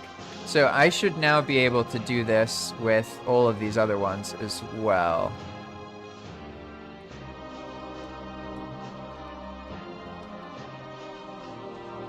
So basically we just take the same thing here, death leaves graves in Black Forest. So we change this to death leaves message in Black Forest. And we get rid of all of these. And we get rid of this. And we get rid of that. And we add fallback true. Just like that. Okay, so now we have our 2 outcomes. We have the if above, do this. If below, do that. And so now we want to do the same thing here. So give me a moment. Why are the chickens are freaking out for some reason? Give me a moment. I need to go deal with them.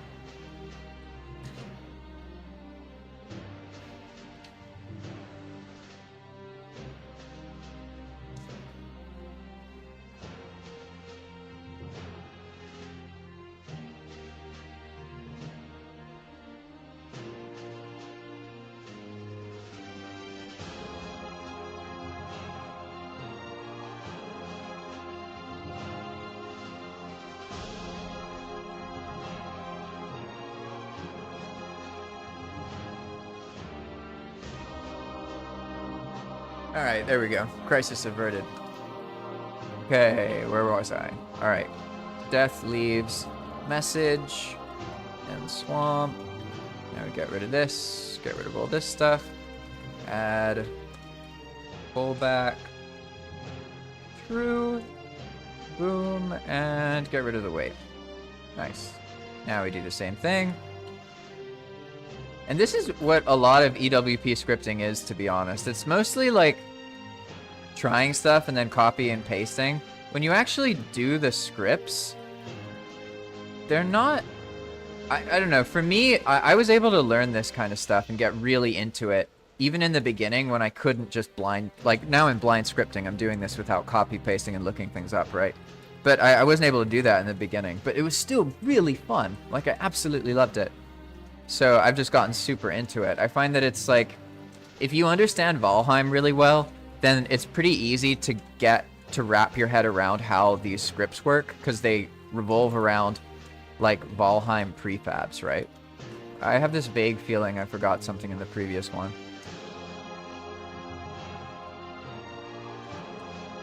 Nah, whatever. Alright, let's go on. Death's leaves message. Get rid of this, replace it with pullback true. Boom, get rid of the spawns. Get rid of the weight. Alright. Now we have this one. Hey, we're almost to the end. Nice. Death leaves message.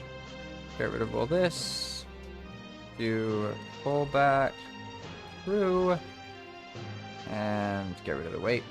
Now, last one. I guess I don't need to do it in the ocean, because there's never a situation in the ocean where you're up, above, right? There's no land in the ocean, so I can probably just ignore that.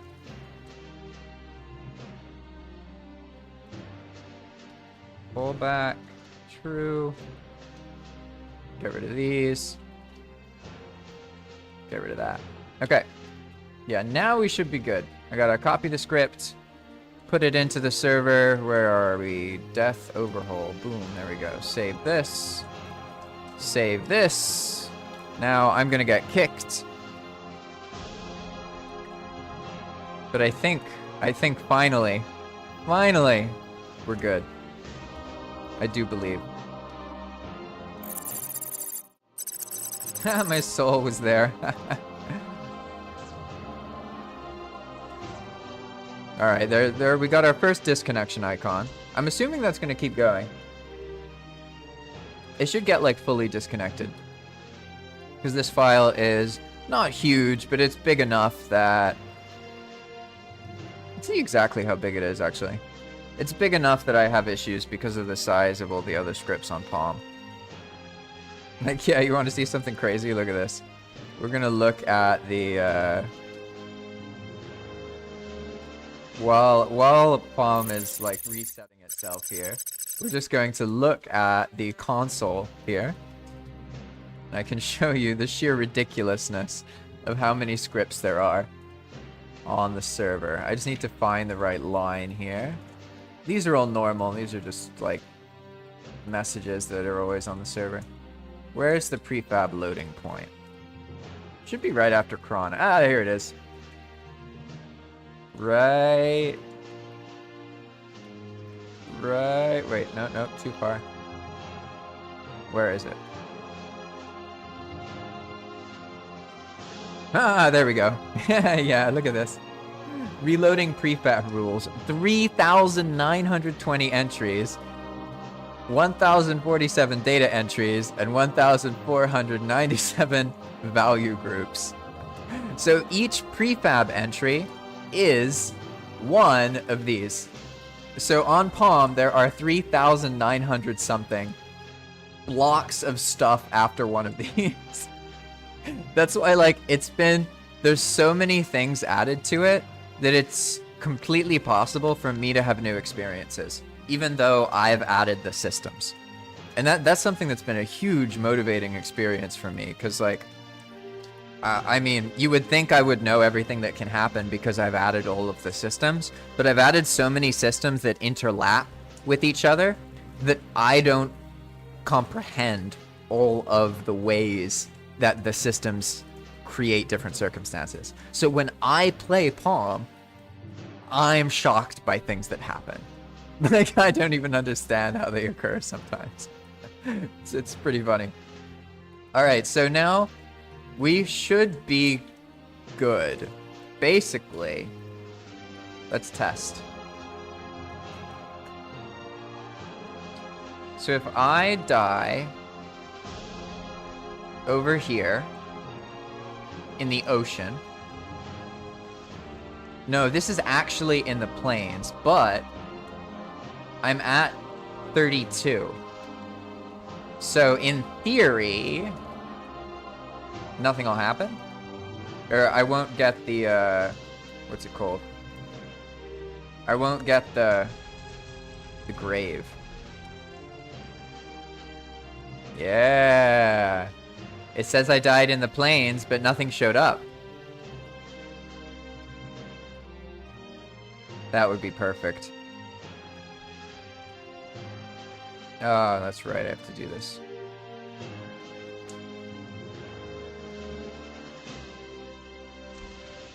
All right. This is like a preliminary test, but then we'll do the moment of truth test. I guess first though, let me make this a little bit easier for myself.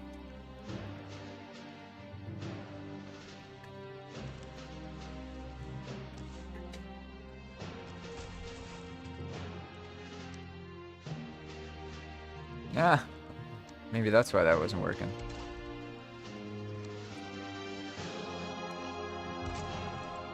There we go. Alright, so now we go over here and there should be nothing because we died too close to the water level. So there's no tombstone or anything. Although there are some VFX showing up where we died. That's okay. That's okay. But now, if I die on the roof, basically, it should make, yeah, 37, right? So if I die here, boom, we explode. We see a tombstone. We don't yet see the signs, but that's okay because they show up as we go into the area to load it. So it looks like finally. Dang, I thought that first feature took a while, right? It took 30 minutes for me to narrate and do it. Whereas this one, this simple little change, took me a whole hour. Oh no, we have the same problem as before! Oh wait, no we don't, no we don't, no we don't. Yeah, awesome, everything's working. Haha. Alright, so now you can see what happens. This only gets spawned if the player dies above the water level. And then if they're in the deep ocean, it doesn't get spawned in any circumstance. So, to fully test this, I would have to die at both altitudes in every single biome.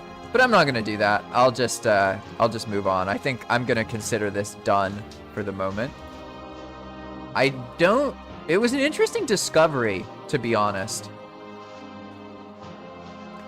What we showed earlier. That there's that, like, kind of zone where the things get destroyed. Very, very odd. I've never, ever seen that before with EWP. And it's also very odd that adding more of a delay made it work. I guess in theory, that means that if you build an object in a zone and immediately leave the zone, it might get deleted? I guess, let me try one little test thing. Let's try something. How should I do? Oh, I know how to do this. Okay, we're gonna set this up. Go to 0, 0. It's ready in the console. I just click F5 and then enter. Okay. And now let's get out of fly mode here. Oh, whoa, well, no, I didn't mean to do that. I did everything backwards there.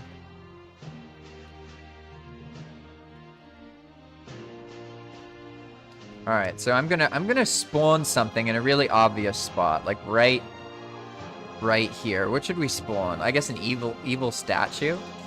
Yeah, and then as soon as I spawn it, I'm gonna leave the zone. So we're going to spawn a evil statue, or statue evil. Or I guess it doesn't really matter. Oh, no, I was too slow. Yeah, I gotta make sure that go200 is the most recent. Okay, let's try something else. Alright, so there's our corgi statue. That's gonna be there. I think that'll work fine. Now what we want is spawn statue deer, right? Okay, so I spawned it and I immediately left.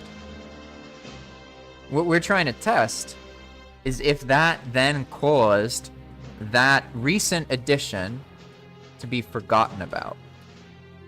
Because that's what was happening earlier, and it was very odd, because I've never actually seen that happen on the server. Like, almost always, when you die, you get back, and it's like, yeah, this is the grave, right? And I actually messed some things up because of the remove duplicate thing, actually. Because the signs are, like, on top of each other, so they would get removed. Now let's go back and see if that statue's still there. And this is just a test for my own sake. I'm not going to test this too much more. I'll talk to Dakar and Raka. Maybe they've seen this kind of thing before. Yeah, the statue's still there. Yeah, so it's almost as if the dead zone is not too soon, but also not too late. Because the dead zone items that would get deleted were created 1 second after player death. And then the dead zone items that were fine were created 10 seconds afterwards. But at this point, I don't know. I'm done trying to figure that out. What I want to make sure is, how do I test this other thing? Ah, I know how to test the other thing I want to test. Do you see how these tombstones all just have the name? They've actually lost the date that the person died on the server. That's because I used the remove duplicates command, and the signs were placed all like exactly within each other. So what I want to test is if my fix for that worked. Because basically I offset the signs just by a tiny bit so that the pardon me, Mr. Ghost. Pardon me. Do you mind? But I offset the signs a little bit. Wasn't there one here? Am I crazy?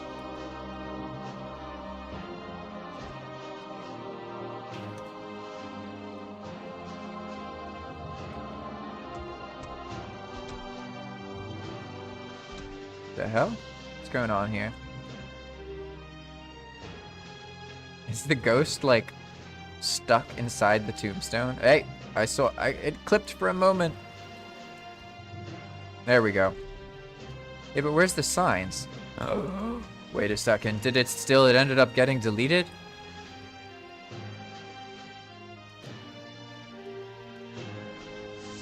Oh. Huh.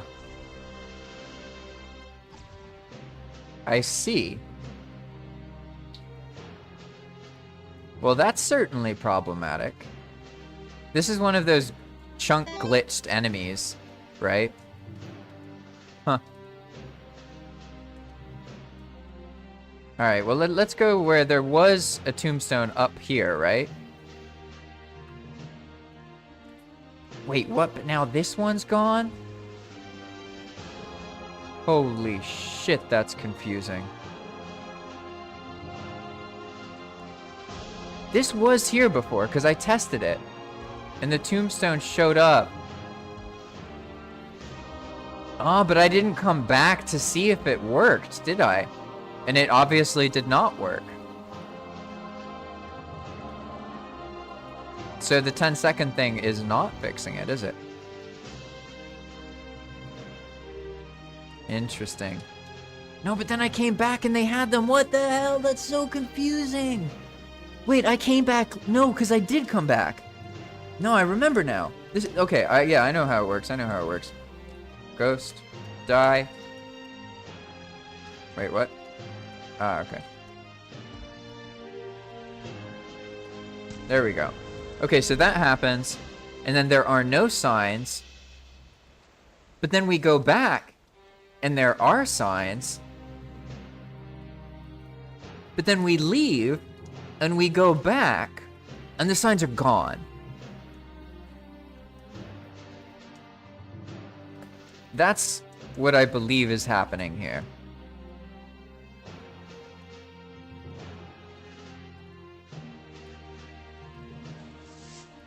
Yeah, so, okay, see, we have that. And then the signs are there. You see them, right? They are there. They are definitely, definitively there.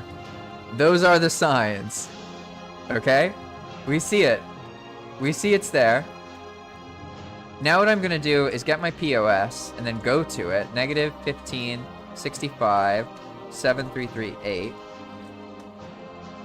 And now I'm going to leave the zone.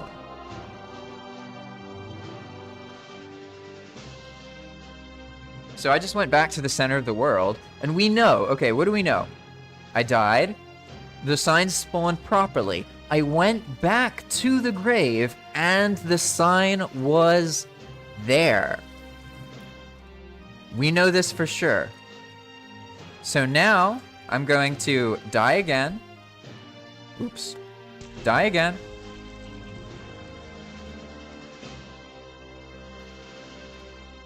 And now I'm going to go back to my spawn spot in the plains, and I'm going to go check on the grave signs that we know were there. Just a minute or two ago, they were there. And in theory, what I've just noticed, it's not going to be there.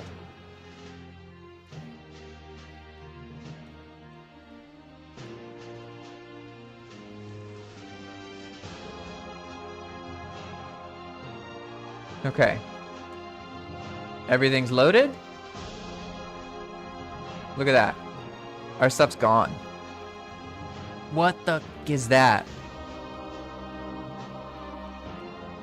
That is so bizarre. Do any of you have any theories about that? Like any theories at all as to why that happens? Like, look, even our soul came back. It knows that we died, and he's okay. Yeah, he's destroyable. He's not glitched like that other one. But then the signs are gone. You see what I'm saying? It's like it forgot the recent change to the chunk. So bizarre. Alright, I will be right back. I'm going to go to the bathroom. And I'm going to hope that maybe if I log out and then log back in, it'll be there. Let's see. I'll be right back.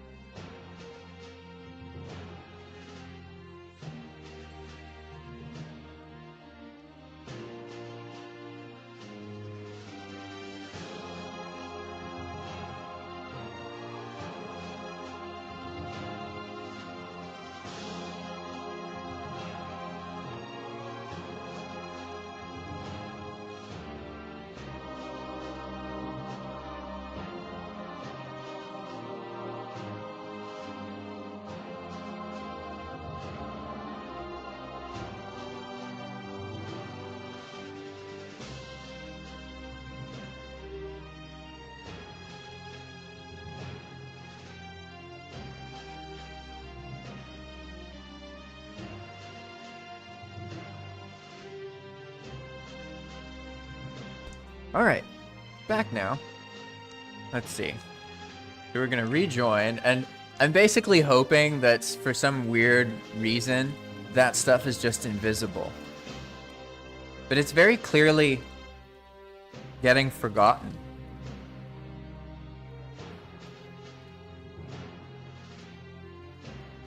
Which is very interesting, because now that I think about it, one of the other players told me once that, like, she would add things to the chest, and then it's as if it didn't happen. Which is basically what's going on here, right? Like, it's half remembering things. And if I guess, there should be like a...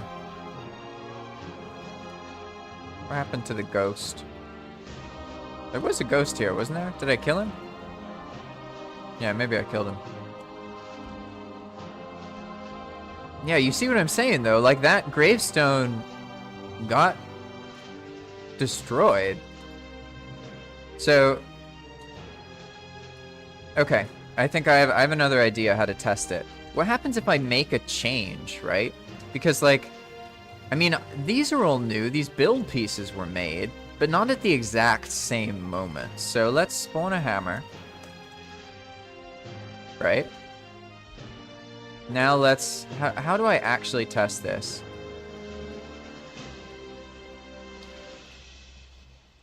I guess I die first. I'll do 2 tests. Okay. I'm gonna build this little poke thing here. And then, like, immediately die. So, build it and then die. Okay? Now, if what happened earlier happens again, we're gonna go back, and there's gonna be some skulls there. The signs will have showed up. Everything's hunky-dory. What I'm trying to figure out now, is it a problem with specific objects? Or is it a problem of the chunk itself forgetting? So now we're gonna go back there, and we'll find that there is the grave marker. See? It's there. Definitely there. And we also have that first piece there, right? So now I'm gonna make this one at an angle, and then I'm going to go to the center of the world. I'm just recreating the exact same test from earlier. Alright. And now I'm gonna die here.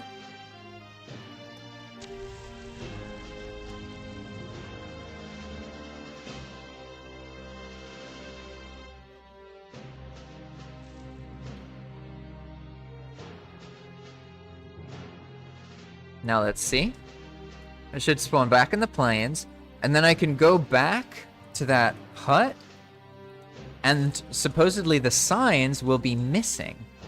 But what we want to see is what happens to the 2 build objects that I made. Boom! They're still there. Alright.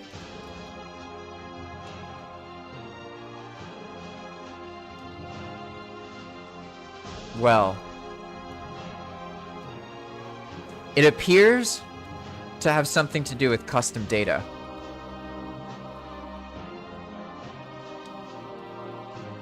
And that's an interesting discovery, very interesting discovery. Because the only difference between these...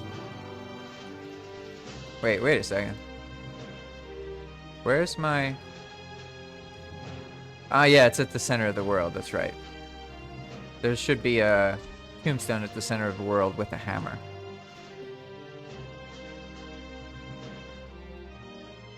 Yeah, there are plenty. Okay, cool.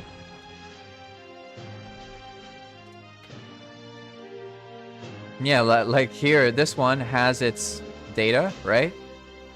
But then what happens if we leave the chunk, like we did earlier? We go to, not 0, 0, we go to this.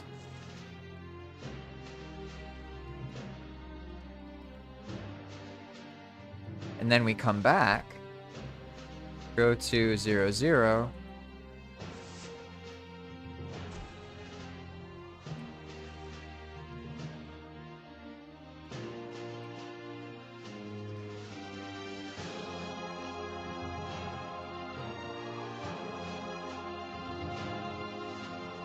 It's gone, right? Nothing else is loading in. What the heck is that about?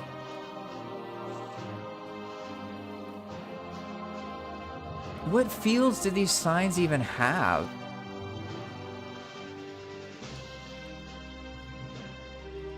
It's not this one. It's this one.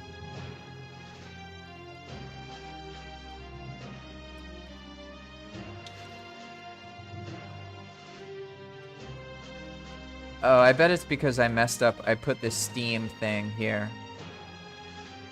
Yeah, I made that change recently. What an odd thing to do, though. Holy crap. I see. I think I know what's happening. It doesn't make any sense to me, but I think I know what's happening. Let me show you. So basically, we're gonna make a new file. Here's the data. And now that I remember it, I made a change recently. This. I was getting a spamming. You probably noticed it on the here. Yeah, look at this. I get this spamming, right? And so I thought that that was because this used to be like this. It used to be like that. And so I thought that it was the cause of this.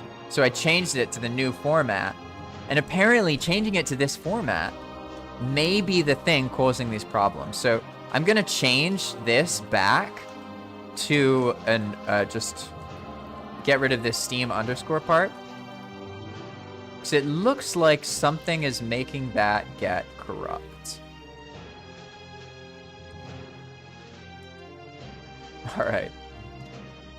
Let's see. We're gonna copy it now. Expand data, player graves. Paste it. 1, 2, 3, 4, 5. Nice. Okay. So now I'm gonna recreate all of the tests that I did earlier. Wait, what's going on? Where's my... Why is Valheim not showing up? Is Valheim frozen or something? Oh, I know why. I probably... Yeah, there you go. Okay. I probably got disconnected from refreshing that data file. I would assume. It's not actually a very big data file. That was very weird, to be honest. I'm not sure what was going on there. But that's solid. Okay. So now we refresh that. Did it actually work? Let's see. Retrieving directory listing. Retrieving directory listing. File transfer successful. Player graves. All right. Yeah, that should have worked. I might not be able to log back onto the server yet. But let's see.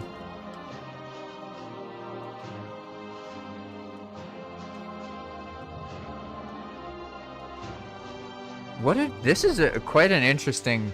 I have a feeling it's the underscore in the author ID that is making it get loaded successfully the first time, but then fail to get saved to the world? I don't know how that works exactly, but that's my theory. So we're about to test it. As you saw, I've been able to eliminate these signs very easily by just leaving the zone and coming back, right? So let's die. I die. The grave gets produced. There's no signs at first, but when I get close enough, the signs will load in.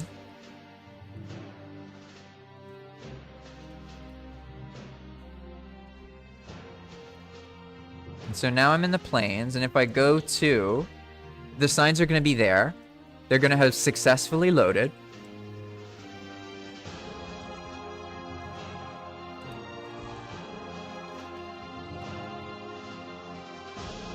Huh, but we lost the tombstone, right? You see? Funny. So that seems to be that other thing. Maybe the tombstone also had that same field. But now let's see what happens to this, because it's here, right? You see it, it's definitely here. And before I was able to get rid of it by going to Test Island. Oh, nope, that's not what I wanted. So I go to Test Island. And then I wait a second.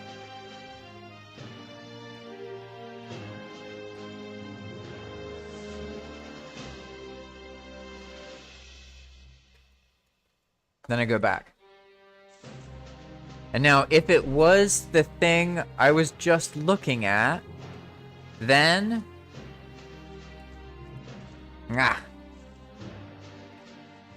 It's gone. So it wasn't that field. Darn, I was hopeful. I was hoping that that was what was going on. But at least I have a better sense of what's actually happening now.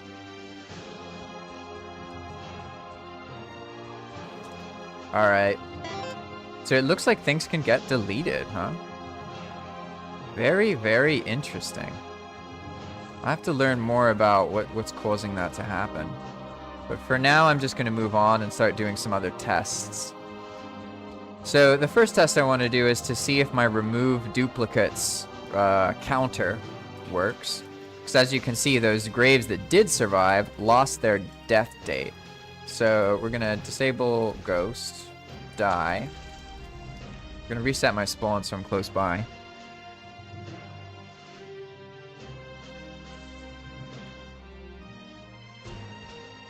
Okay, and now we go over here. And in this case, the gravestone and the stuff is going to be there. And so while it's still here, I want to test the remove duplicates, or the world clean command, which will remove duplicate items. And I'll get like a disconnection icon, and then it'll tell me... There we go. There we go, and this survived. So it looks like it's fine now.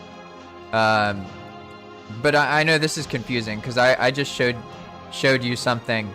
I'm testing something new. So I haven't solved the original problem, I just verified another problem is okay. But now that I've done this, I'm kind of wondering, if I punch the grave, and now I leave, and then come back,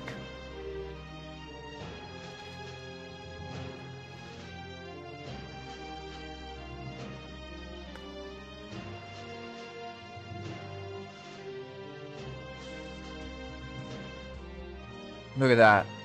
Vanished. It's completely gone. That is so bizarre. Deeply disturbing. But the build objects don't get deleted. So I'm just trying to figure out, okay, how can I isolate this down to what's actually happening? Because the data... I changed that.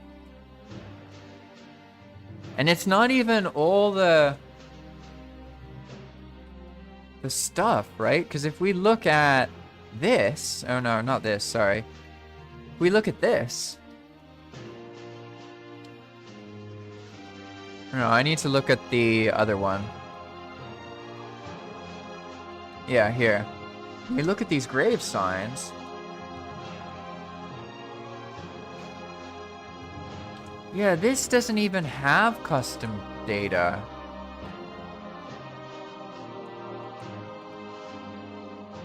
But it's getting deleted too.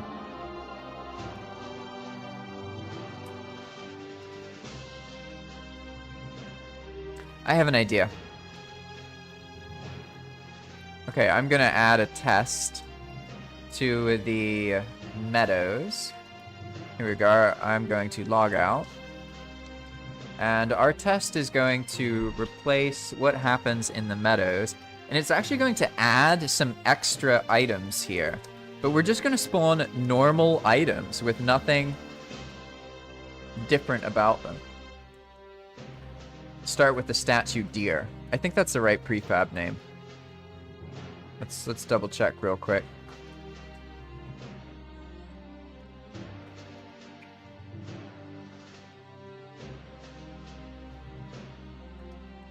Oh, AI. AI. How can you get this wrong, AI? There absolutely is a specific item or object called statue deer. What are you talking about? Ah, silly, silly AI foolery.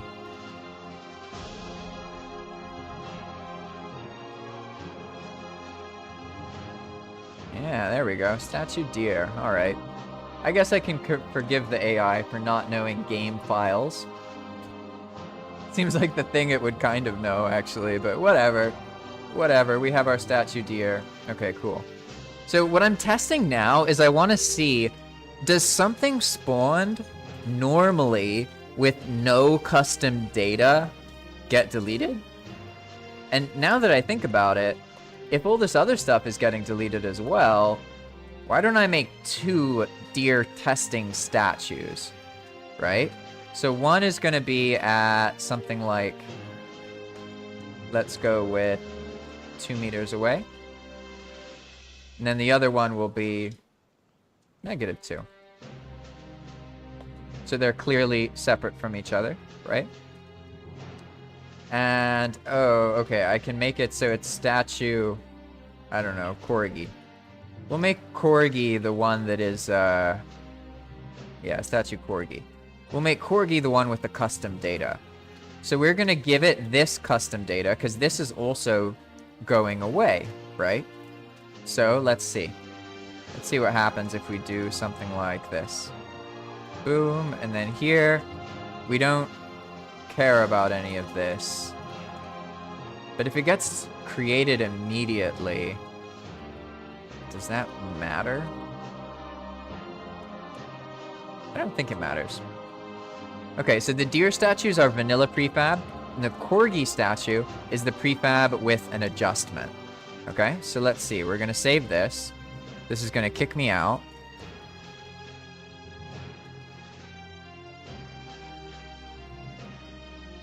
Now we can go back. And I need to wait a little bit to see what's going on.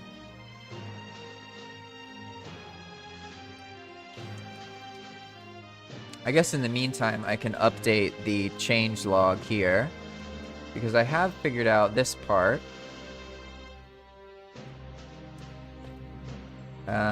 Signs from dead players no longer spawn if player dies close to water level. Okay, cool. And then we can cross out, where is it? This one. Nope. Where is it? There it is. Okay, cool. So now let's see what's going on here. We should be able, hopefully, to just log back in and then it'll be fine.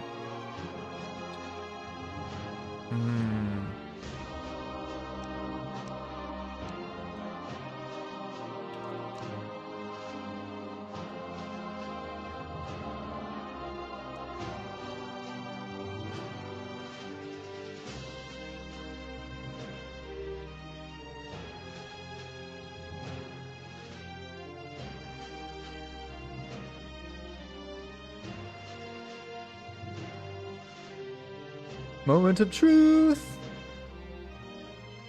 You see, so the reason I'm so interested in this one specific thing is because it explains a lot of weird situations in the past with specific players. There were certain situations where, like, players would they would build something and then add items to a chest. And then when they logged back in next, the building was there, but the items in the chest weren't there anymore.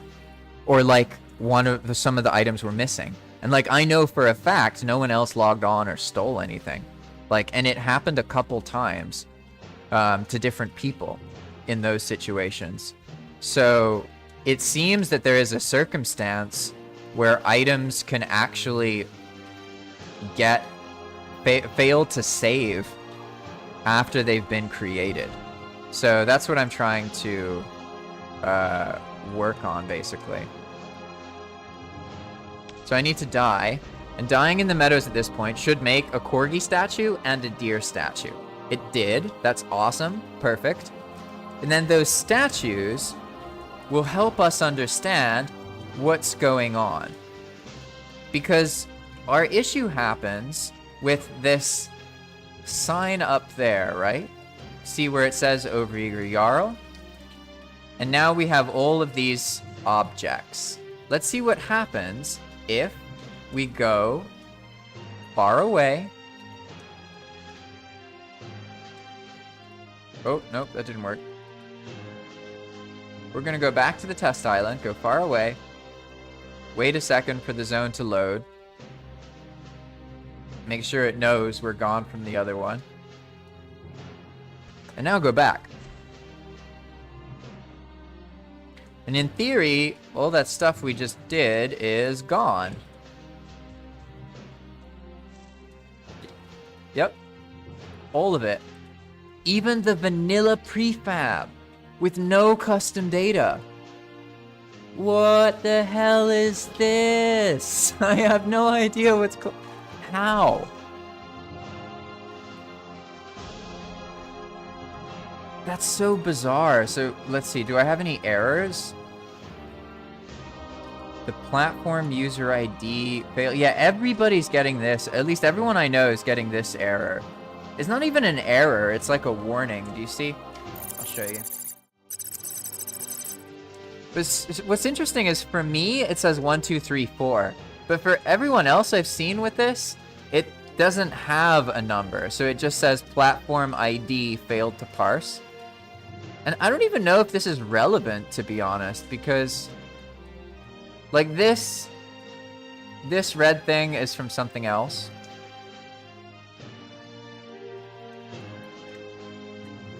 Okay, I have another idea. I think I know how to test it again.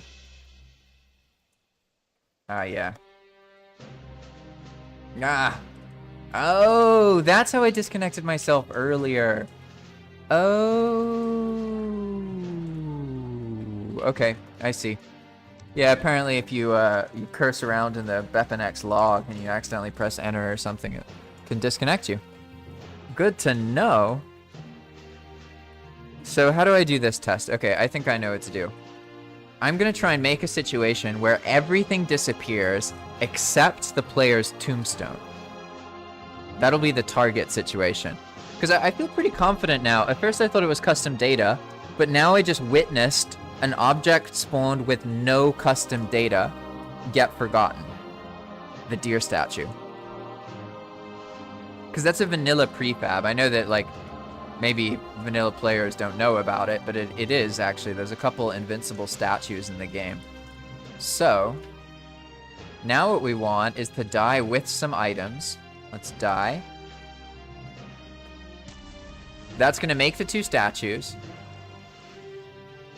And there's a grave right there, right?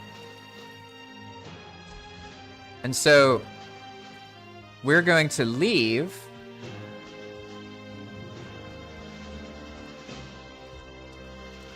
And come back. But before that, I want to get a screenshot of this because it'll be useful in a post. Okay, we can see everything spawned, solid, right? Now we're going to leave. I guess I could just go some random place. I don't need to go like to a specific spot. Oh, I spawned off the edge of the world and died. I guess that'll do it. That gets me to respawn and reload the area, doesn't it? Alright, let's see. What's the results of our hard work here? Yeah, look at that! We have a freaking floating grave with nothing else. Now, I gotta show this on Discord. 1 second. Go into Valheim World Editing. And then maybe chat here. And then we're just gonna post this. And then that.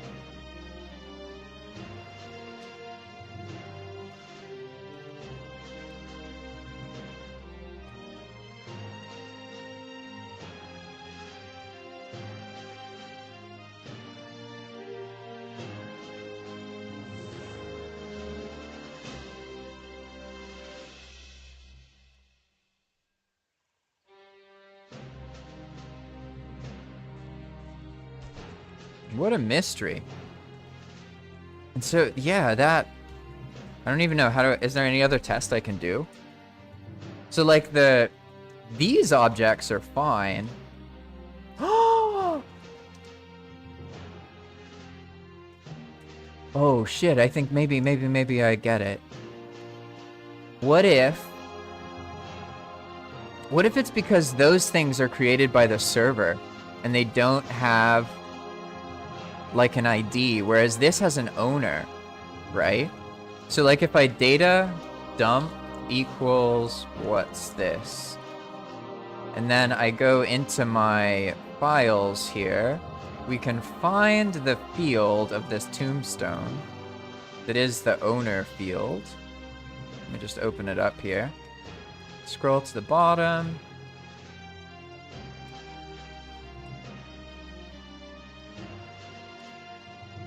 Yeah, this.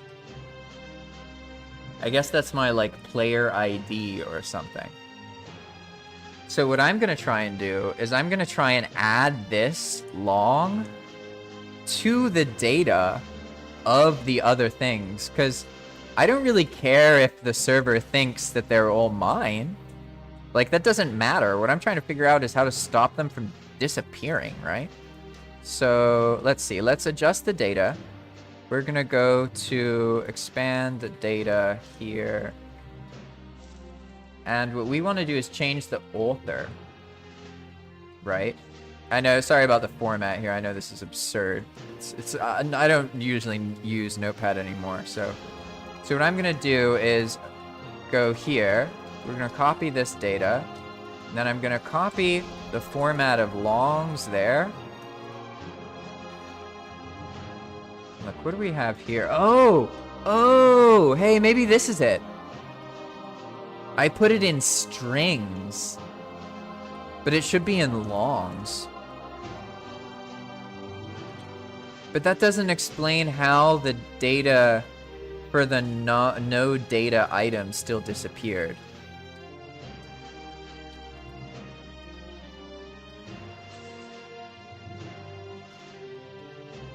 Well, I'm gonna just do it this way. I'm gonna get rid of... How do I test this?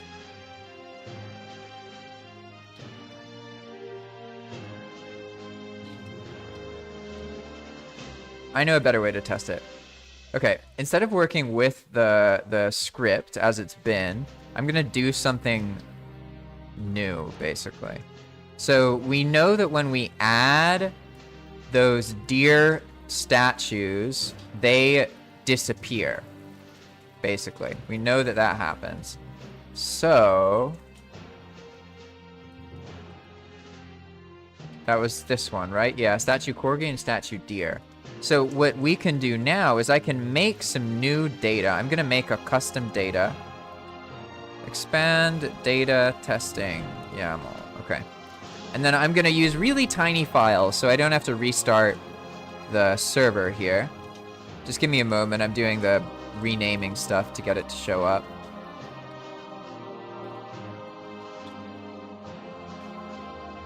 Okay, here we go. We have our expand data testing.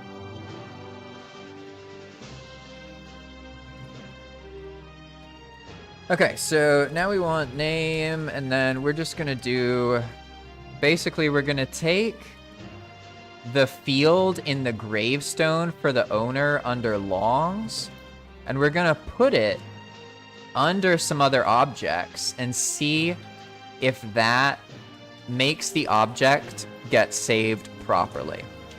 So basically, I'm gonna do save protector.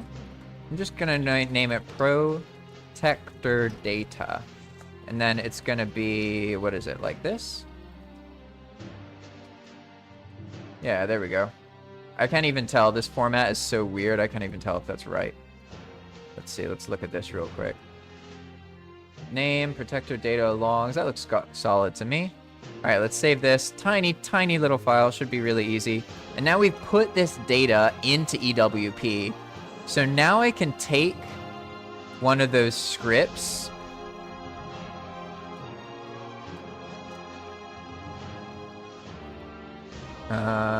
Let's see. How should I go about this?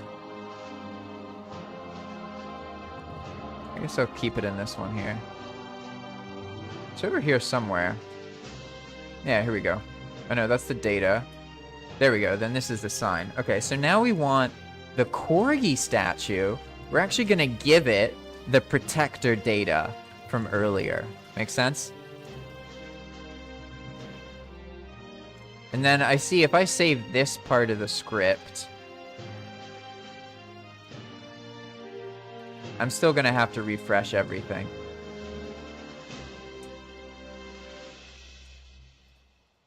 So what I'm actually gonna do is I'm gonna get rid sorry, of this wait 1E30 thing, which will allow me to make another test later, and I won't have to keep resaving the file so much. So let's go back. We have our death overhaul. Pasted it in. This has our custom data, right? Protector data. Yeah, so we save it. This is gonna kick us. That's okay. I guess I'll just chill here for a moment.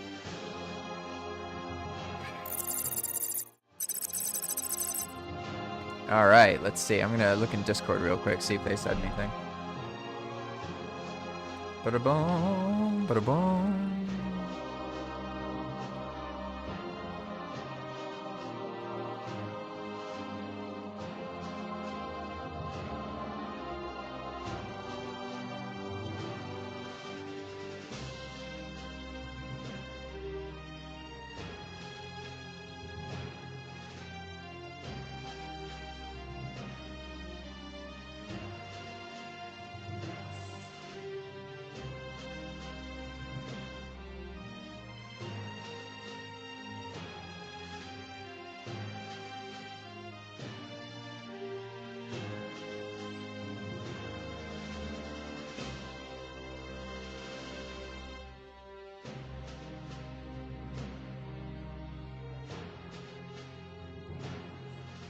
Let's see. Oh, awesome. Yer did something. That's really cool. Awesome. I'll check that out in a little bit. But for now, probably enough time has passed that I can do this test. I feel like we're slowly unraveling a mystery. I have a feeling that lacking some kind of ID in the right format turns the object into a like an object that doesn't get remembered. So I'm thinking that just by applying the right data to it, that it'll work. But I set things up now, so to keep testing, I won't have to keep restarting, because I have a tiny script to test with. So what we're gonna do here is die again, but with some stuff. And at first, nothing will be different.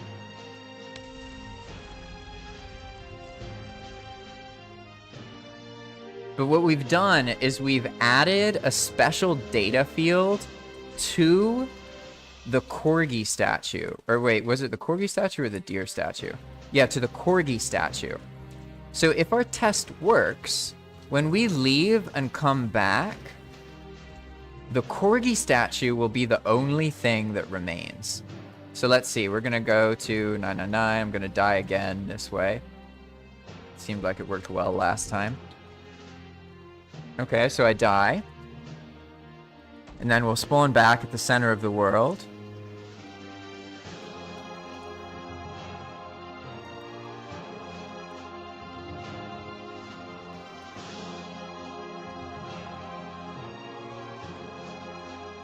And then, let's see. What do we have here? Oh, we have still nothing. Ah. I don't get it.